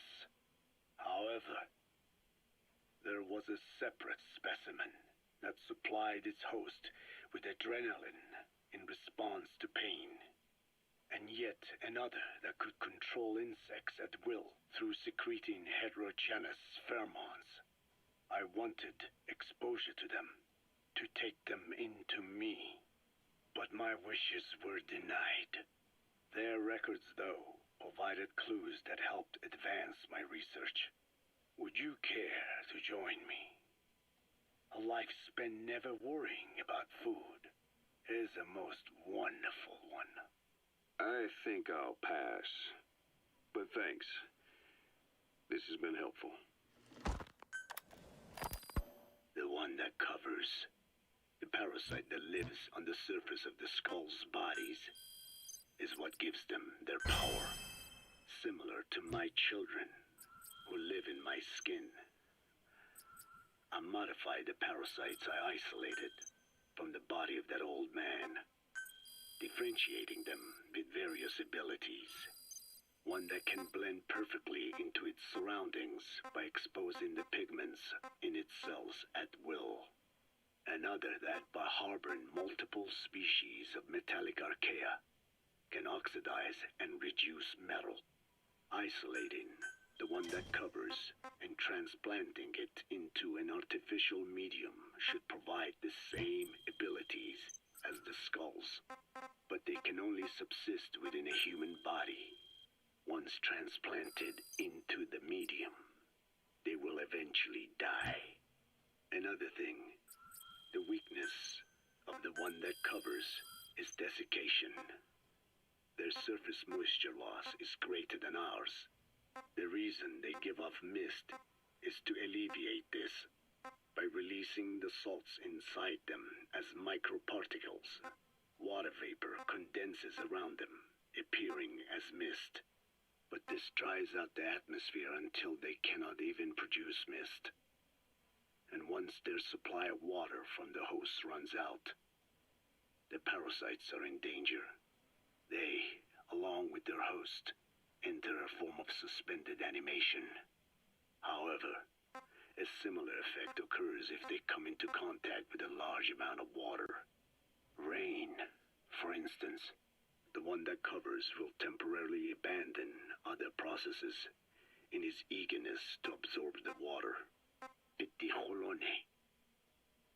Make the weather your ally.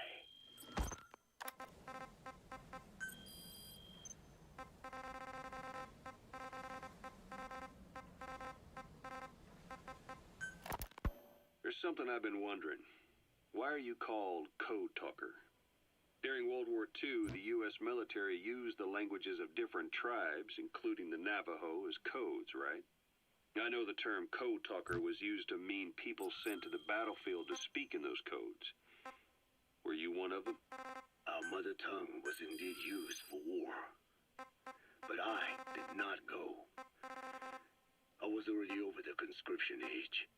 However, I was made to help craft the codes that were spoken.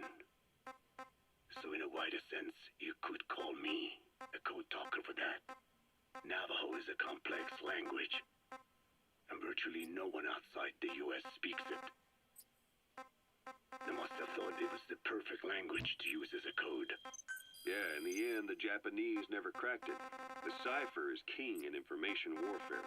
Of course, they didn't simply speak in Navajo. They created substitutions for words according to a code book, and then translated those into our language. Young Diné was sent to the front lines of the Pacific Theater as code talkers. To fight is an honor for the Diné. They were the pride of our people. But I cannot say this history brings me joy. Words are alive. When they are spoken, life is breathed into them. They become a part of the listener. Our words were transformed into lifeless ciphers and used for war. This, after the Black Ana spent generations suppressing the language. Yeah, I'm sorry. So I guess we shouldn't be calling you Code Talker, huh? No, I do not mind. The reason Skullface called me Code Talker was because I also am responsible for coding language into the vocal cord parasites. I am the same as those young warriors, used for a cipher's sake. I must never forget that. The name, Code Talker, is a lesson carved into my being. You said Skullface ordered you to weaponize the vocal cord parasites. But you also said he wasn't the reason. And he wasn't. I was seduced by the parasites. That is a fact. How? You mean from your curiosity as a scientist? That I cannot deny, but there is more to it. The story goes back to the 19th century, to my earliest memory. One day, a man from the government visited our Hogan, our home. I cried as he yanked me from my mother's arms and took me away to an Indian boarding school. From that day forward, I became George. This was the name my teacher gave me. I was forced to give up my Diné name, forbidden from speaking anything but English. If we dared utter a word of filthy Navajo, the teacher made us eat a bar of soap. Yeah, that was the U.S. government's education policy for Native Americans. To erase our words was like erasing our people. Their education was tantamount to ethnic cleansing. Over time, the overt persecution of our language stopped. But to this day, it continues to be eaten away by the lingua franca, that is English. Many of the Diné outside the reservations can speak nothing else. And it isn't just our language. Across the world, minority languages are being destroyed by dominant languages. Many are on the verge of extinction. Enter the vocal cord parasites. Yes, I began thinking that minority languages needed some sort of deterrent against dominant languages. In order that their peoples and cultures would survive. It was then that I came across literature at the Foundation claiming that man acquired language thanks to a type of parasite, one that distinguishes between languages as a precursor to reproduction. If I could just resurrect it, make it more pathogenic, I would have my deterrent against English. But I failed to hide that aim from Skullface. He noticed. Yes, I wanted to retaliate against the English language, though never did I intend to actually use it as he planned. You know how the story ends. I was forced to study how to make the parasites compatible with all the world's languages. All but English. However, he in fact secretly isolated an English strain. I will not be held prisoner by the man's phantom. The English strain must not be allowed to exist either. Skullface has finally burned out. The world is rid of his existence at last. Was he still alive? You could say that. But you could also say he'd been dead for decades. What's that supposed to mean? Biologically speaking, it's hard to say how much was his life. Side effects from the treatment? No, the primary effect. Keeping a dying host alive as long as possible. That is the whole point. But in the end, he grew too dependent on his children. As if he had any other way to keep on living. He first underwent parasite therapy before the Soviet Union became his home. His body was horribly burned. Fire washed across his thin young frame and stole his skin and his throat, even his lungs. Only through repeated therapies could the parasites keep him alive. Most of his life became something the parasites gave to him. And then he lost the ability to die. That is correct. The parasites live on past the host's death, still aiding cell composition. At that stage, there is no way to extract them from the host cells. There is no way of knowing when the last cell of Skullface's body would die. The only choice was to burn the whole thing. And his children, along with it. And I am one to talk. When my life is snuffed out, I expect you to treat my body the same way. And when I burn, I will truly be one with my children for the first time. You say there were 3 English vocal parasites. According to Skullface, yeah. Skullface had 2 of the English strain with him. You burned both of them. There was an oil fire. I tossed him in. So that just leaves 1. And you tell me Skullface said he used it. He said it was very close to me. Very close. One of your comrades, or someone ordered to kill you. Or he could have been speaking metaphorically. Metaphorically? Close to your spirit, close to your heart.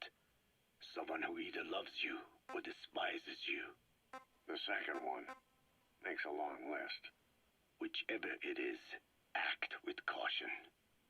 Skullface implanted someone with the English language strain.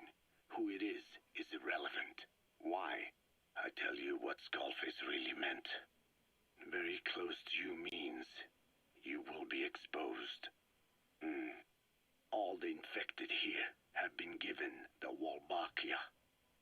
Even if the vocal cord parasites infect them now, they cannot reproduce.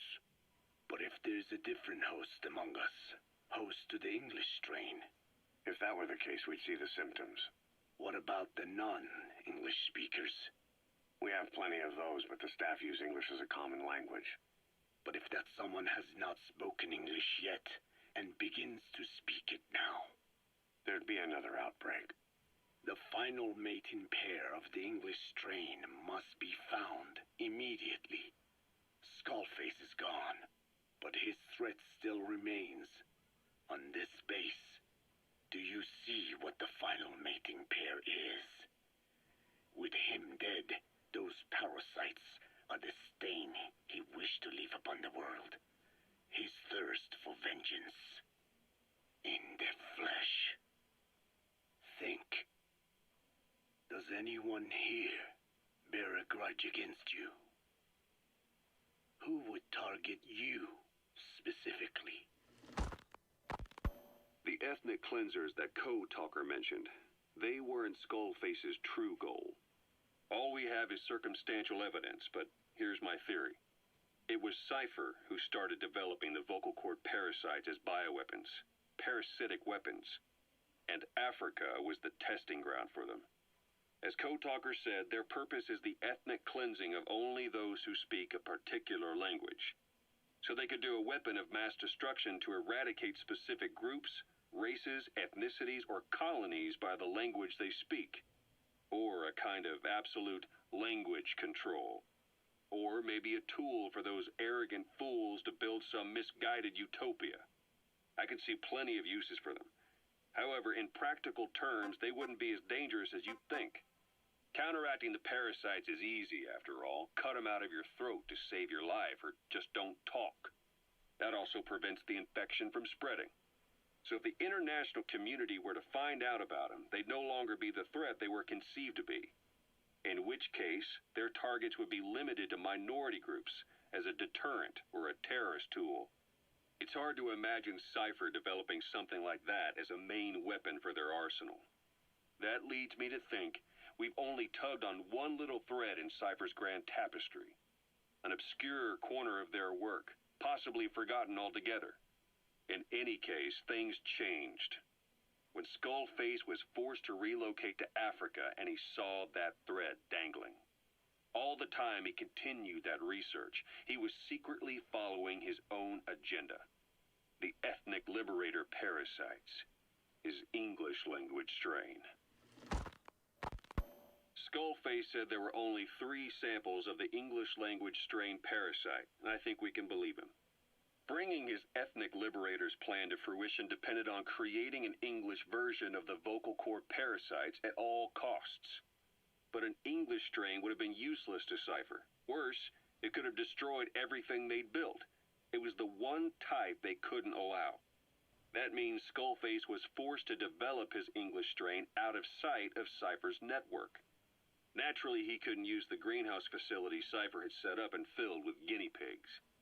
Skullface must have found some secret place to create his precious few English parasites, hiding all evidence like a man cheating on his wife. Somewhere, an entirely standalone environment. And when his plan entered its final phase, he must have made the place disappear. Some little room, could be anywhere, but now nowhere at all. We'll never know where he did it, but to elude Cypher's surveillance, it couldn't have been big. I believe Skullface was telling the truth. There were only ever 3 samples of the English language strain. Why activate Sahelanthropus in Afghanistan? This is how Skullface wanted things to play out. The Soviet Union secretly develops a new type of nuclear weapon and successfully deploys it in Afghanistan. Revealing the existence of Sahelanthropus results in a return to the glory days of the Cold War. The threat it poses reignites the nuclear arms race between the world's major powers. The demand for nuclear weapons increases around the globe. What if you then introduced a nuclear weapon anyone could get their hands on? Non-nuclear nations, militant groups of all shapes and sizes, they'd all jump at the chance. Sahelanthropus was a marketing tool to sell nukes all around the world. But I think it's safe to say that plan was stamped out before it got up and running. The world's intelligence agencies never did turn up anything conclusive on it.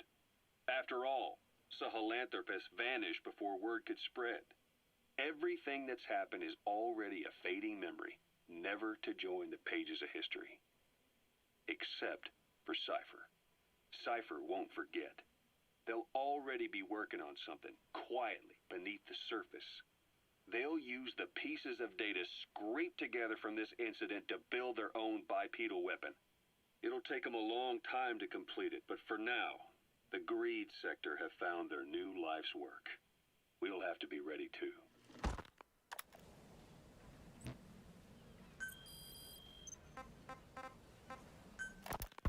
Hewitt's dug up some interesting facts about our skull-faced friend.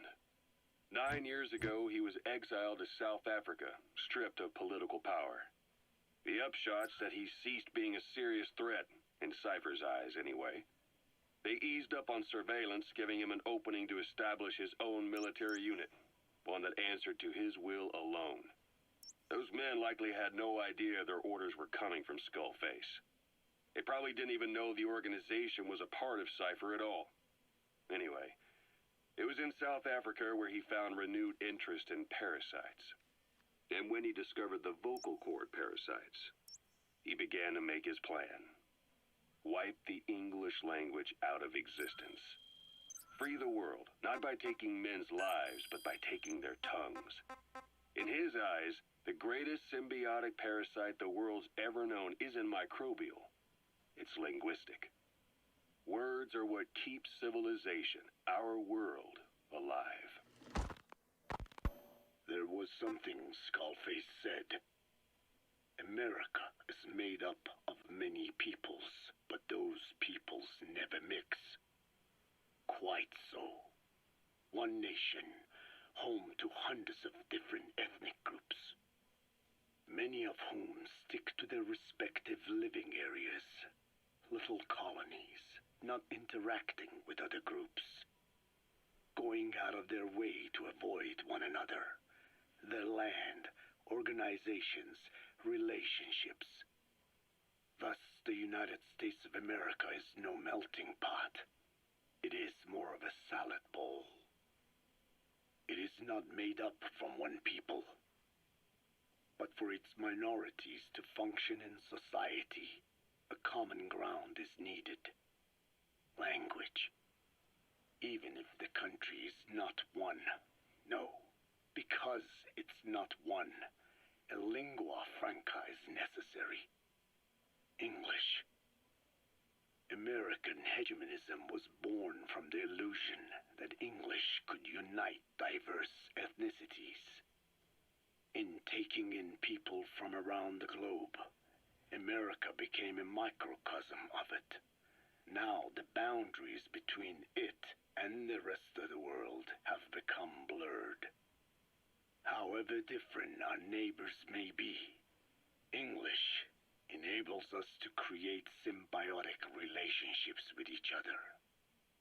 If English can bring unacquainted neighbors together in America, this should hold true for the world. This salad bowl that is the world can also become one. A ruler's greatest wealth is not money or land. It is the number of individuals under his control. Subjects who work, consume, are there to be used as pawns in war. For a capitalist ruler, his people's power becomes his power. You are the same with your diamond dogs. You spin it with your speeches, but what you're doing is bringing as much talent as you can into your little domain. Every person another feather in your cap.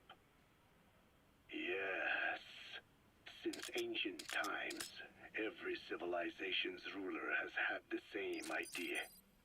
When people unite under one will, they become stronger than the sum of their parts.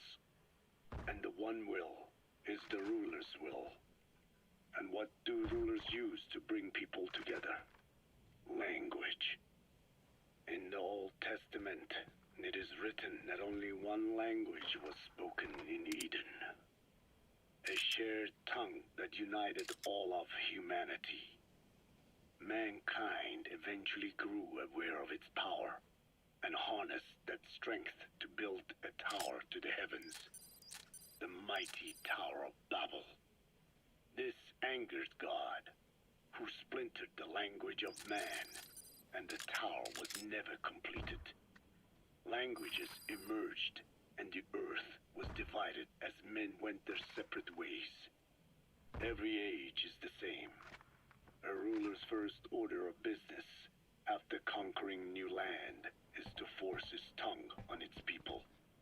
Ancient Rome, Napoleon, and now Zero. English is wreaking havoc around the world right now. The British Empire tilled the land with war as its hoe, then began planting the seed that is English. Eventually, American capitalism became the new instrument.